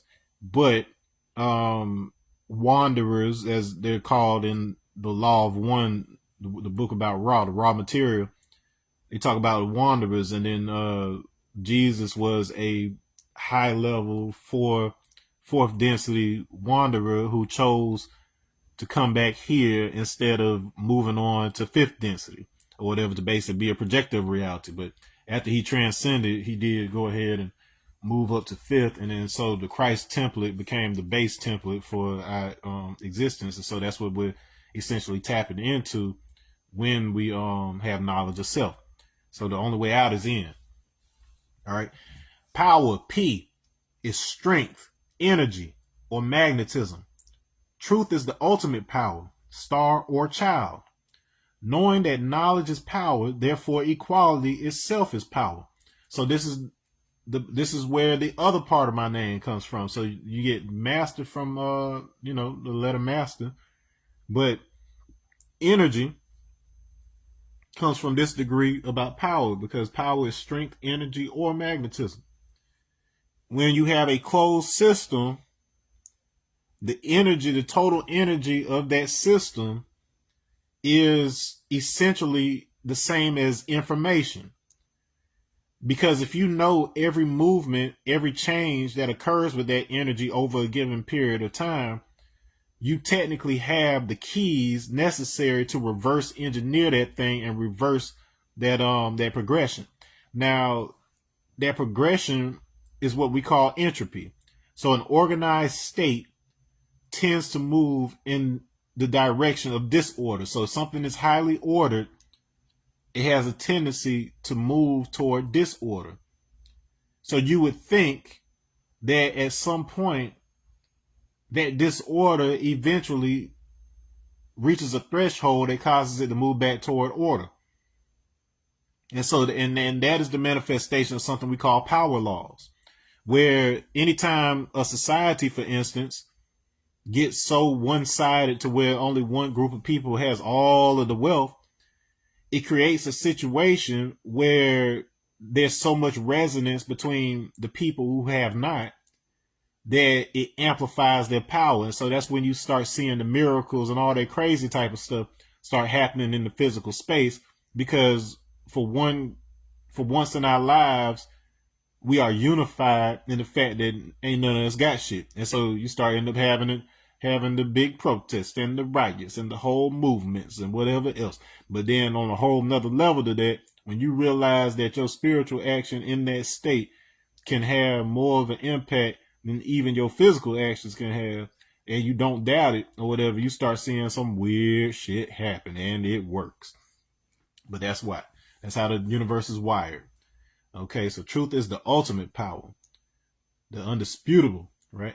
And it's equated with the star or the child right here. So the ultimate truth is the child aspect. So that star, that geometry I told you, that's your ultimate power, because it is the foundation for this whole existence. It says, knowing that knowledge is power, therefore equality itself is power. All right, so the power to resurrect is when it's equilibrium. So just like what I said before, when that thing reaches maximum entropy, which they call heat death or whatever, it basically is like every single point is the central point. So it's basically toroidal at that point. So topologically speaking, every point on the toroid is the center, and it is connected to every other point. All right, so it's basically the center of that structure. So likewise, whenever we reach a state where everything has been dissolved to where it's all uniform, it tends to be very volatile, and then it creates disorder in order to be able to create something new. That's power. All right, let me see what kind of stuff. See, you got a lot of. There you go. Appreciate you with that rare. All right, let me see what else you got on here. It said, my lineage is from the ancient Basques to Celts. They were not white. They were black originally, and from the tribe of Dan. In fact, so Ireland actually comes from the same root as both Eridu over in Sumer, as well as so you have the Umu area from which we get the word more. So Umu area or Omo warrior, who they talk in West Africa about this ancestor that was sent by the Supreme to found civilization and give humanity their start, teach them how to live, and so on and so forth. And it's basically very coherent with the concept of the original man. But the children of Eri are the ones who founded Sumer, they say. So Eshumu Eri is where we get Schumer. And so Eridu and the term Aryan, it did not have anything to do with what they've made it mean, but rather it was just simply saying those descendants of the original. And so Ireland was named after descendants that were in that region. And then a lot of the features that most people associate with them now were the result of the raids from the Eastern Germanic peoples, as well as, Viking raids and whatever else, but the original indigenous people of those regions who were isolated and on their own for the longest time or whatever. Yeah, that's more like the basal Eurasian population that separated later into what we recognize as Asians and Europeans, but we were all kind of, connected to that same population like 50,000 years ago. And that's what we call the tribe of Shabazz. So before the black phenotype broke off from the main group or whatever, that was the general tribe of Shabazz, and then actual Shabazz took his people into Central Africa. But then overall, yeah, same pool right there. All right, moving right along. We still got a couple more letters because I need to go eat something. All right, so Queen. Now this is an interesting, right? Because we use Queen so slang like now, but this distinction is pretty deep. It says Queen is the woman, the factor of life, also known as the substance. She is queen because she has the knowledge of God. So when you look at now this is extremely fascinating. So the word queen comes from a root. It's Gwen, Gwen, and it was in Proto-Indo-European. They associated it with wife. So the woman was called the wife man, if you will, and that in and of itself, it doesn't have a lot of weight and meaning, but when you find out that that's actually a Proto-Sino-Tibetan root that is associated with basically the black substance is what it means. So substantia nigra. It's basically talking about melanin. Okay, so the substance that forms our boundary on our physical body is derived from the precursor elements that make up what's called interstellar medium. So the very compounds, molecules that make up the dust that is in space that creates the nurseries that end up giving birth to stars or whatever. That's what our melanin is derived from. And so that concept is the prima materia, the original substance, the carbon-based substance that basically gives the basis for all life throughout the universe at the end of the day. So it's not as simple as just being a physical biological woman, but understanding the overall feminine principle and understanding that it is a substance. And in Odinala in West Africa, in the Igbo culture, this is closely related to Eke.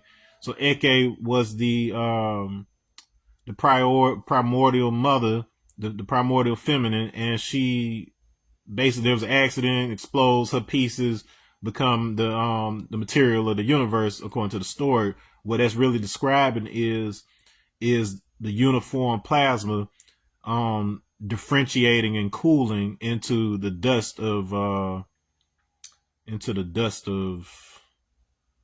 the universe, that from which stars and hence all heavier elements and thus life emerge.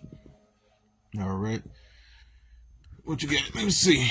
Genevieve said common Welsh name meaning queen, and yes, roots back to our original high melanin state before the wrath. Y'all still got remnants with the freckles. The red we remember on TikTok they were claiming all gingers, said gave everybody all gingers a black pass. Y'all better use it wisely or whatever. We counting on you to go and talk to your friends.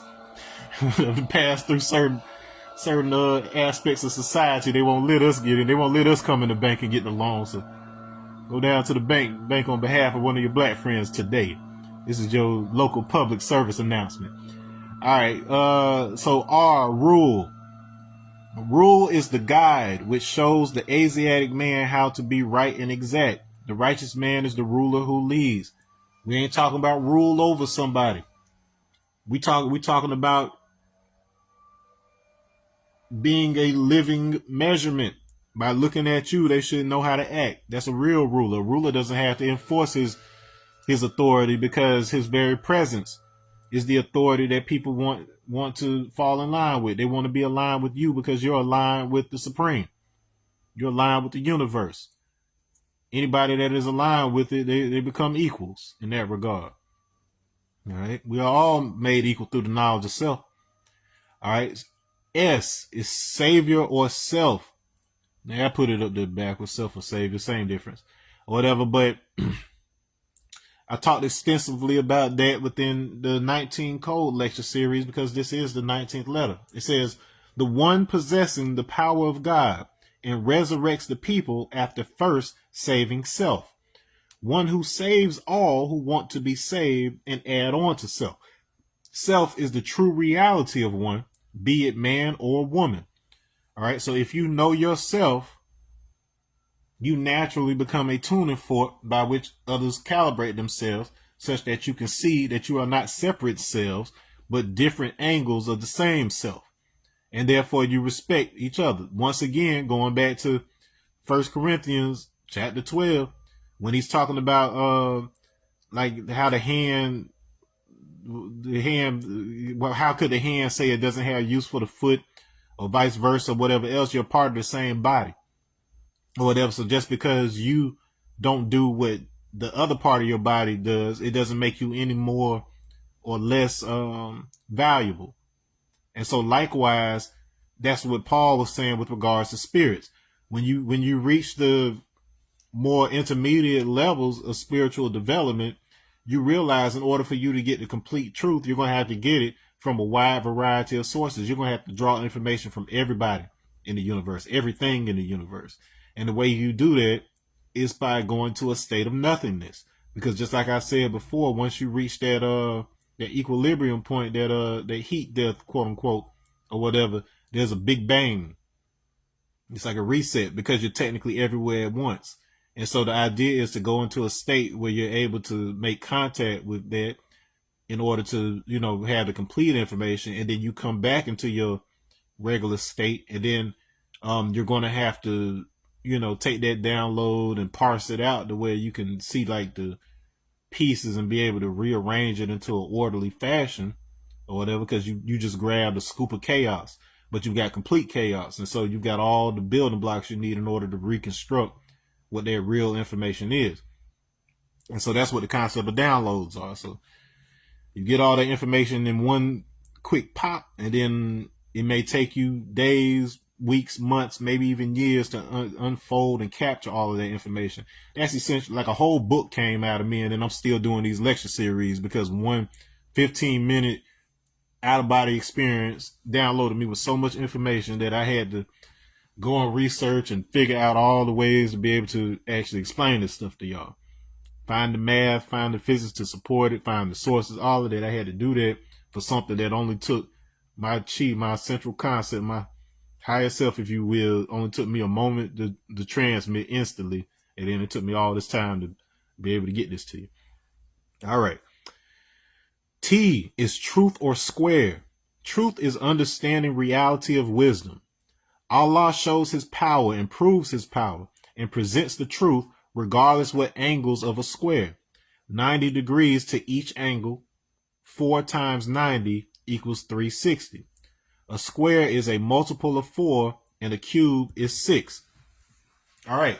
So up until now, we have dealt with 360 degrees in terms of a circle, a rotation, a cycle.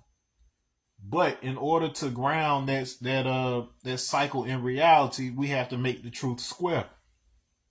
So as opposed to us aligning 5 of something with 72 degrees in order to show the power of God's wisdom, we are aligning the culture with the borning of a cipher. So how does a culture bring a cycle into existence from mental to physical? So by you creating routines, by you creating cycles, by you creating languages that are stable and sturdy, you're actually programming reality.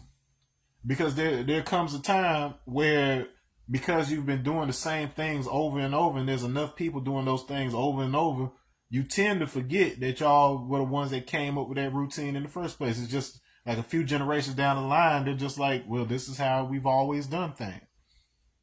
And if you do that enough times over the course of billions of years, people aren't even sure if they had anything to do with it. So this is how we could have made this whole universe in a lab. For all you know, we could have created a temporal anomaly in the lab by fucking around with some colliders like they got over in, what is it, Switzerland, wherever they got over there in Europe. We could have been messing with something like that, and they created the Big Bang. They created this universe.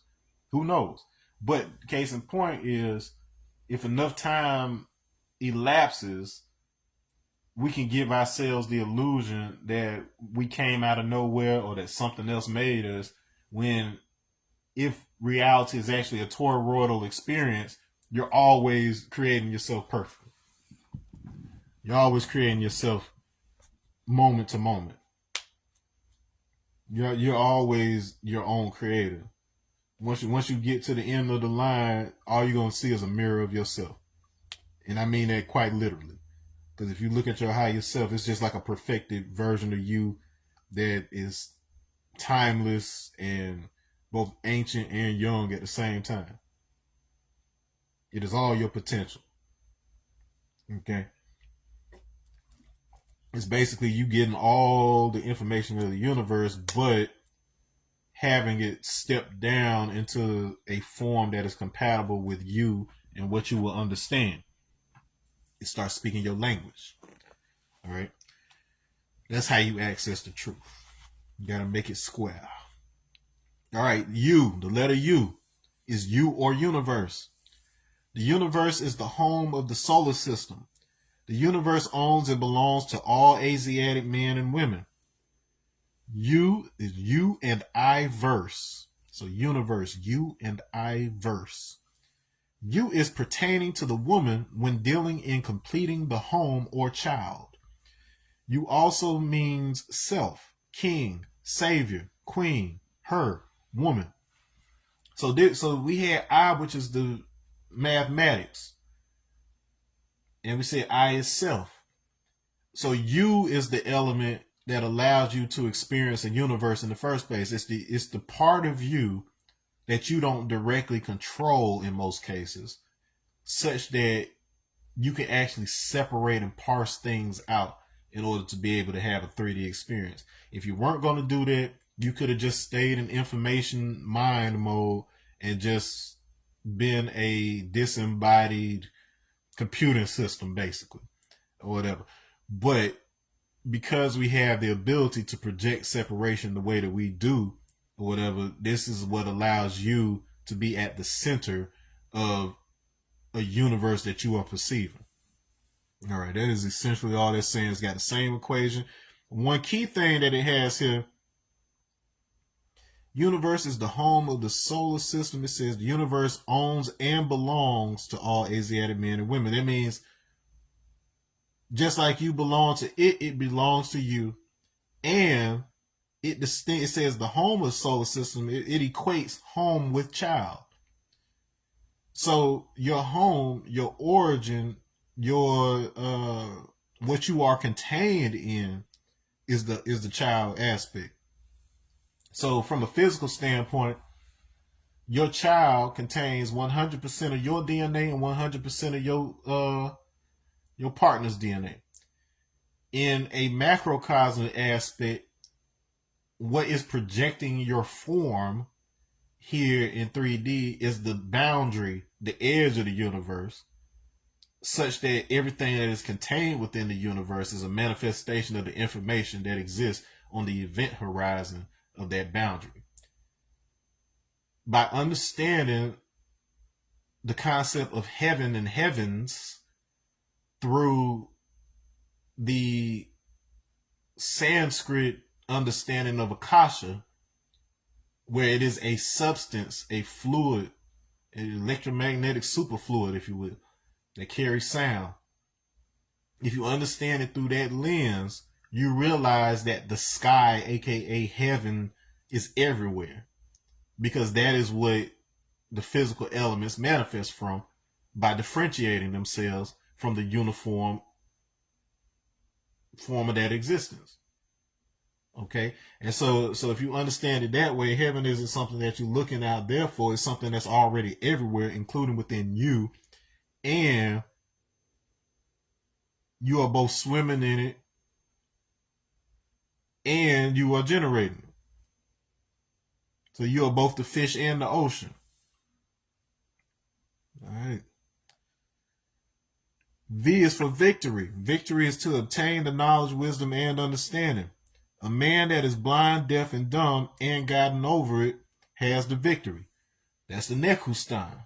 So the brazen serpent of Moses only worked for those Israelites who had already been bitten by snakes. You can't give an antidote to somebody who had, you can't give an anti-venom to somebody that hasn't been injected with venom. Okay. So the reason we come here in the first place is because we need experience. Otherwise, we're just a disembodied floating mind. We need physical experience so that we can then shape the field of information so that we can experience it the same way that we experience physicality, except without all the limitations. Okay? I'm trying to have a hybrid experience. That's what's happening at the end of Revelations. The heaven on earth. It's the hybrid experience of both pure information and pure physicality coming together for a fluid, animated experience. All right, next is wisdom, W. Wise words spoken by a wise man. This is power. When Allah speaks, it is called wisdom, for when he speaks, it is like an ocean that would never go dry. It is inexhaustible because it is the field of potential.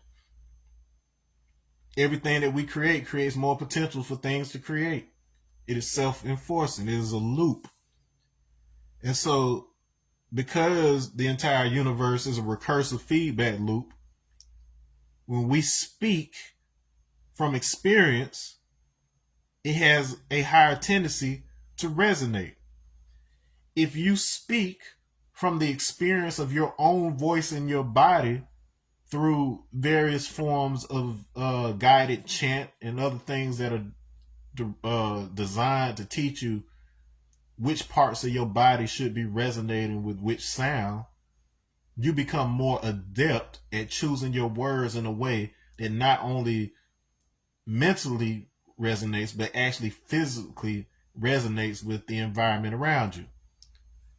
That's what words of power. That's what the concept is all about. It's about cymatics. X. So the 24th letter. X is unknown. Unknown is the identity of self, woman, man, and God, because they are not wise to their true culture. X in genetics is the female factor or chromosome, RNA and DNA. We don't know who the first woman is. I'm sorry. Now we assume, we tend to talk about the first woman who gave birth to Homo sapien man, and that first man is who we call the original man, the one who had the stable Y chromosome in order to keep the new species intact.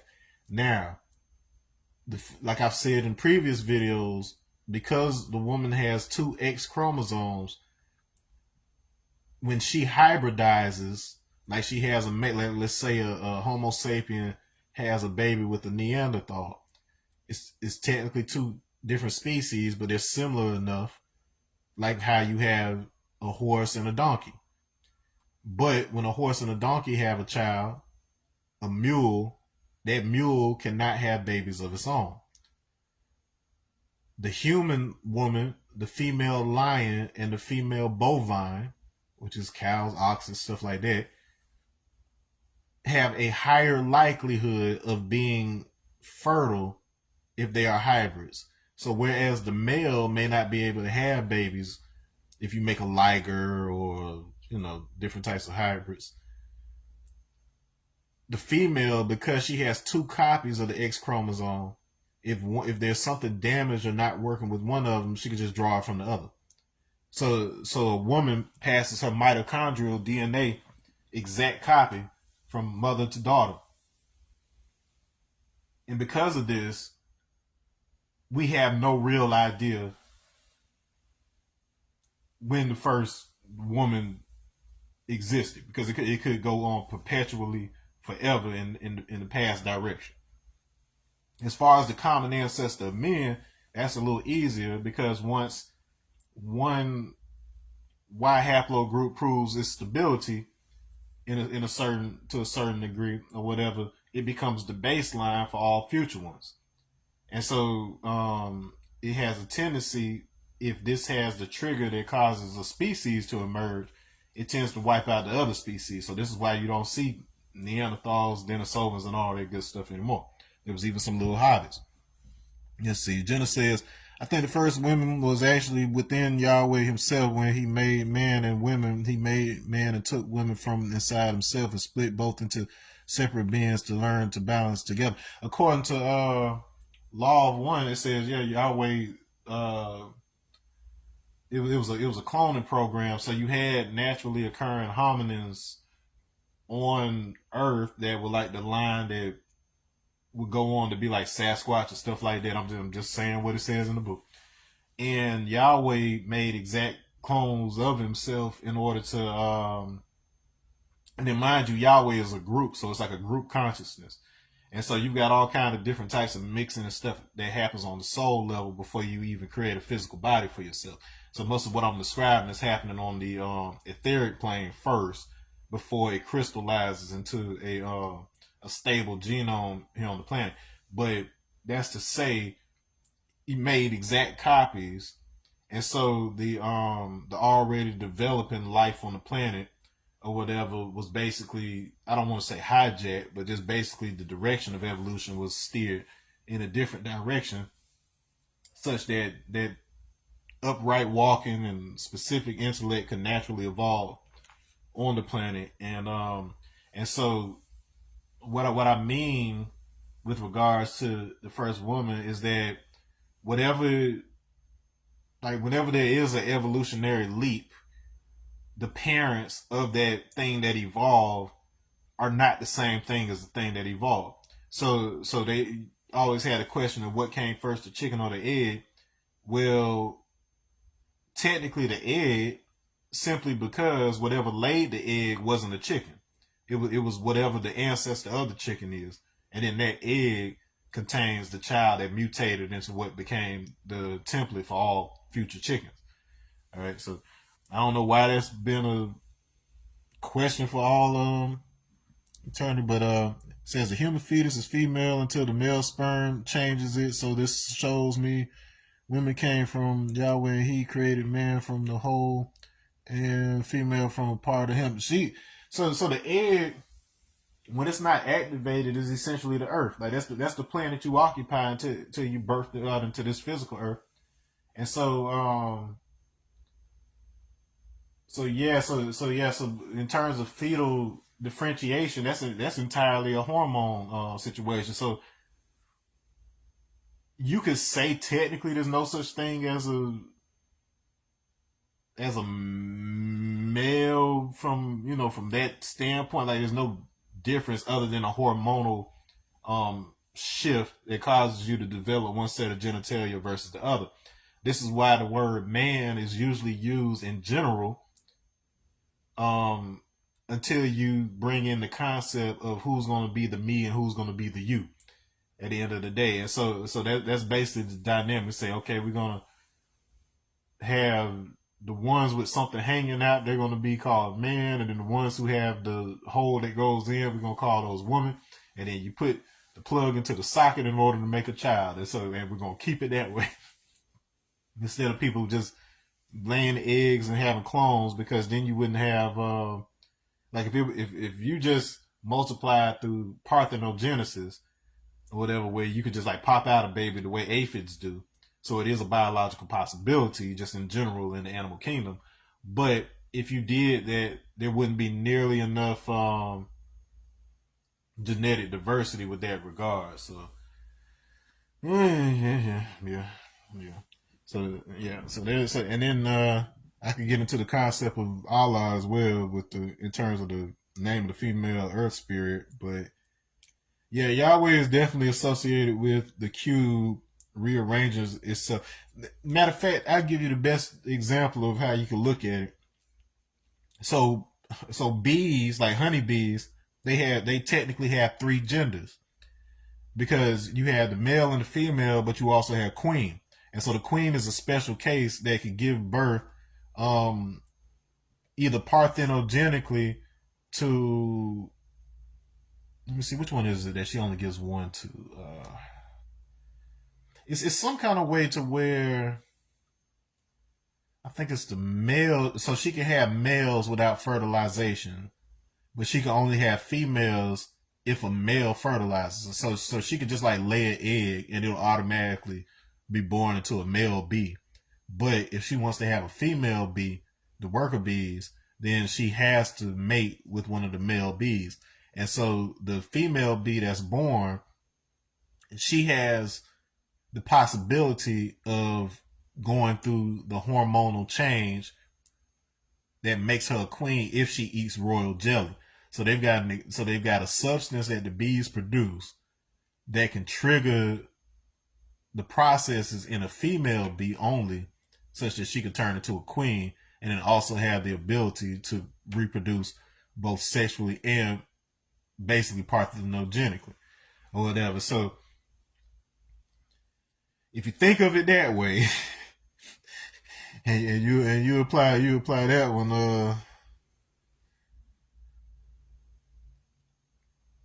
yeah, that's part of it. You have to pull the wings up, but then this that she has to consume royal jelly too in order to actually develop the hormonal changes in order to become a full fledged queen, and she has to fight the another queen in order to get it. Either I think it's either they either have the female bees fight over the royal honey, or she's got to fight a current queen. I forget what the process is, but bees are hardcore.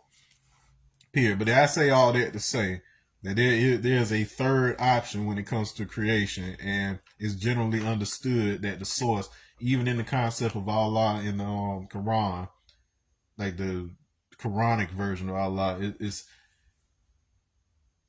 understood that it contains both the female and feminine aspect, as do all of us. So it's as simple as your left versus your right, your physical versus your spiritual. All of these are combinations of the feminine and the masculine principles being housed in one existence.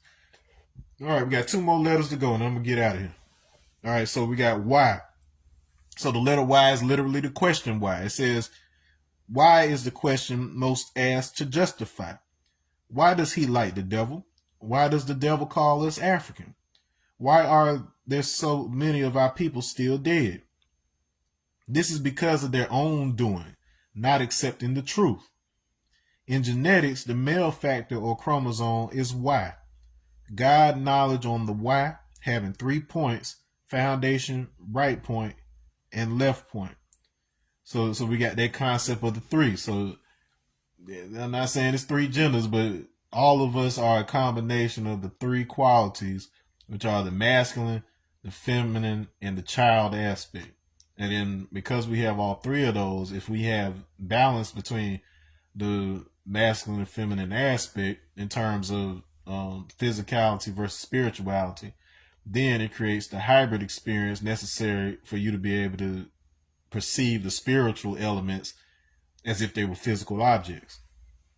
All right, and so it asks a few questions here. Why does he like the devils? Because we gave him the wrong food. All of that will be covered in the 120 lessons. These are actually questions that are answered in the 120 lessons. And this idea of not accepting the truth is basically not accepting your own destiny once you interface with your own nervous system through specialized techniques in order to experience the information contained within you as the ancestral plane, or the other side as we call it in OBEs or whatever, in order to consult with the information of yourself using the bridging of the two hemispheres of the brain, in order to experience that information in a way that will stick and is physically experiential. And yeah, and so that's how you access the truth. It's basically when you have access to the full field of information, you're going to get any, like I'm telling you, it's to the degree where, like, for instance, one of the best examples I give is that I've never seen or been to Uganda, let alone out of the country. I've never been out of the U.S., but in targeting training, I wanted to see Uganda, and so when you're on the other side, you basically just command, what you want to do, and then it happens.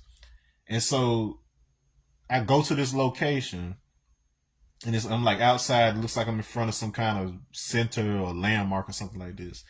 And I start walking away from that building, like it's like kind of like a dirt path. And as I'm walking, I keep seeing like the same bird, and then like um, I look like along that trail, and then it's not multiple birds; it's the same bird, but it's like I'm seeing a 3D film. Like, how if you look at a strip of film, you'll see like each of the different frames of this bird moving. Like, I saw that in 3D. Like, this bird was in different poses, frozen like along the path of this road. And then the bird had like it was had like a black head with like the red this mouth here, and then had like a golden crest at the top, and it had like the kind of like grayish body, whatever else. Beautiful bird, had never seen it in my life. When I wake up, I do a Google search to try to describe this bird, and it turns out that it is a type of crane, which is the state bird of Uganda. So it appears on their flag, and I found a picture of the exact location I was at. So it's like a landmark that they have in Uganda, and then they have like a park around it, so they have like those birds.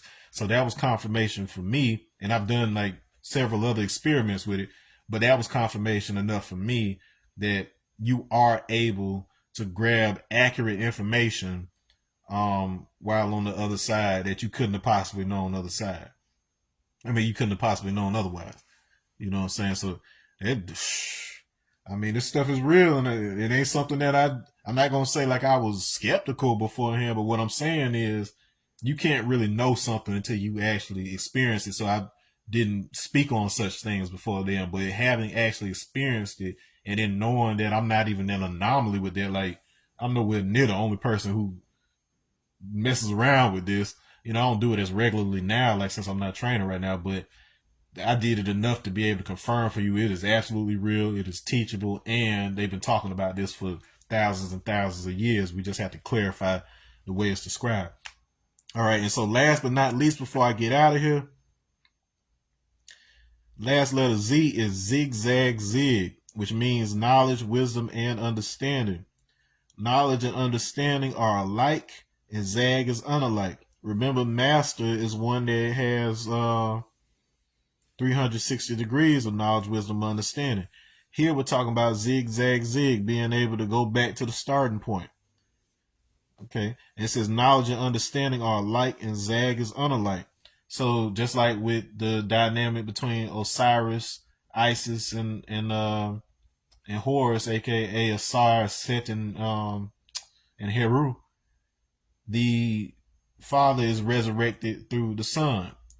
From a cosmological standpoint, all that is saying is that the physically manifest itself contains all the information of the well of potential that we refer to as the Supreme.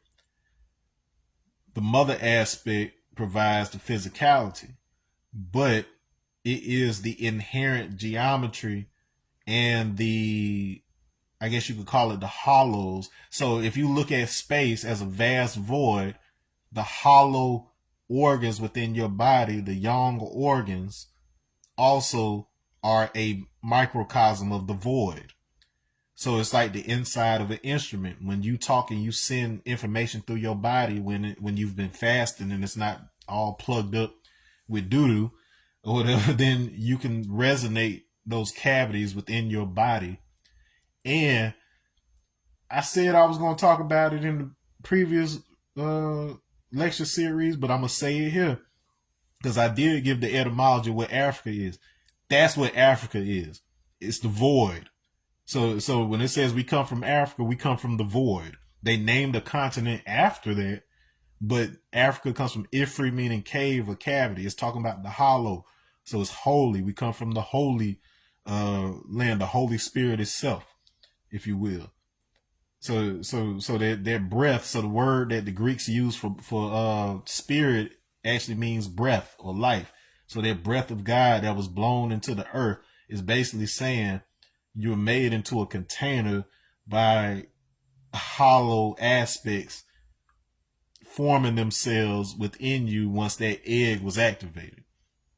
Okay, so you absolutely, let me see, the black sun, not the yellow one. The yellow sun is the positive energy plasmoid. The black sun creates, as well as the moon. It's the negative plasmoid from the black sun. Yeah, that's actually, yeah. So I don't know if you and I'm gonna finish with this because I don't want to get too deep into that before I actually train people with it. But yeah, when you're on the other side, so what's happened? Like, all right, so people experience the world is flat when you're on the other side because you're actually seeing reality through the lens of fourth dimension. And so when you so because of that, when you're looking down at the sphere of Earth, it actually steps down one dimension because in order for you to be able to perceive four dimensions, you're basically translating all the 4D information into 3D that you can understand. And so the 3D sphere of the earth actually becomes two-dimensional in your perception. But it's like if you were to try to like fly out of here on a rocket ship right now,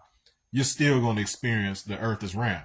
But what I'm saying is when you're out of body, because the information is essentially topological relationships and you're getting all information at one time, the earth looks flat. And so above that, we're basically surrounding it. You've got what appears to be like a toroidal field of plasma that flows like in and out of the center of that disk of the planet, which is essentially the North Pole, like where the North Pole would be. And so the that plasma, it's like floating in and out. And so yeah, you have like the black sun that's under it that's basically generating the reality. And it's like and then mind you, all this is happening inside of you. So it's like you perceive it as something outside of you, but this is all inside of you. But that black sun, that's basically the portal to be able to reach anywhere, any frequency throughout the entire construct or whatever. And so as opposed to you trying to go out to the edge, like, because if you go to the edge of the disc, that's where when people talk about it's like an ice wall and where Antarctica is and all this stuff. That's what they're running into because that's how you pass through to the second heaven, and then you have to go through that firmament to go to the third, and so on and so forth. Well, instead of you taking the long way, if you're connected with your own center or whatever, you can teleport anywhere you want to within the construct. And just like how I was talking about how I teleported to Uganda, but I've also been to other heavens, including like the third heaven is basically where all the templates for Egypt and Sumer and all that, like it's all just one place. Atlantis, like all that's one place. And it's like where vibratory technology originates, where like they know how to use quartz and stone in order to be able to produce higher level technologies than what we produce trying to build things like on our level of technology and stuff. But but it's a whole thing. But yeah, that whole thing about the sun and the moon and then like the plasmoid field or whatever, like a lot of people report that exact same thing. Like, and I'm talking about like since the 70s, like people have reported this exact same thing. And so the ancestral plane, like as you experience it, it technically hovers above that or whatever. So it's like that's a conversation for another day. But anyway, y'all, that's the supreme alphabet. Let me get in here, do something useful with myself, and I'll see y'all. I'll see y'all next time, y'all. All right, I'd like to thank everybody that joined me. Appreciate you, Jenna, for chiming in. Good input. And I'll see y'all later. Peace.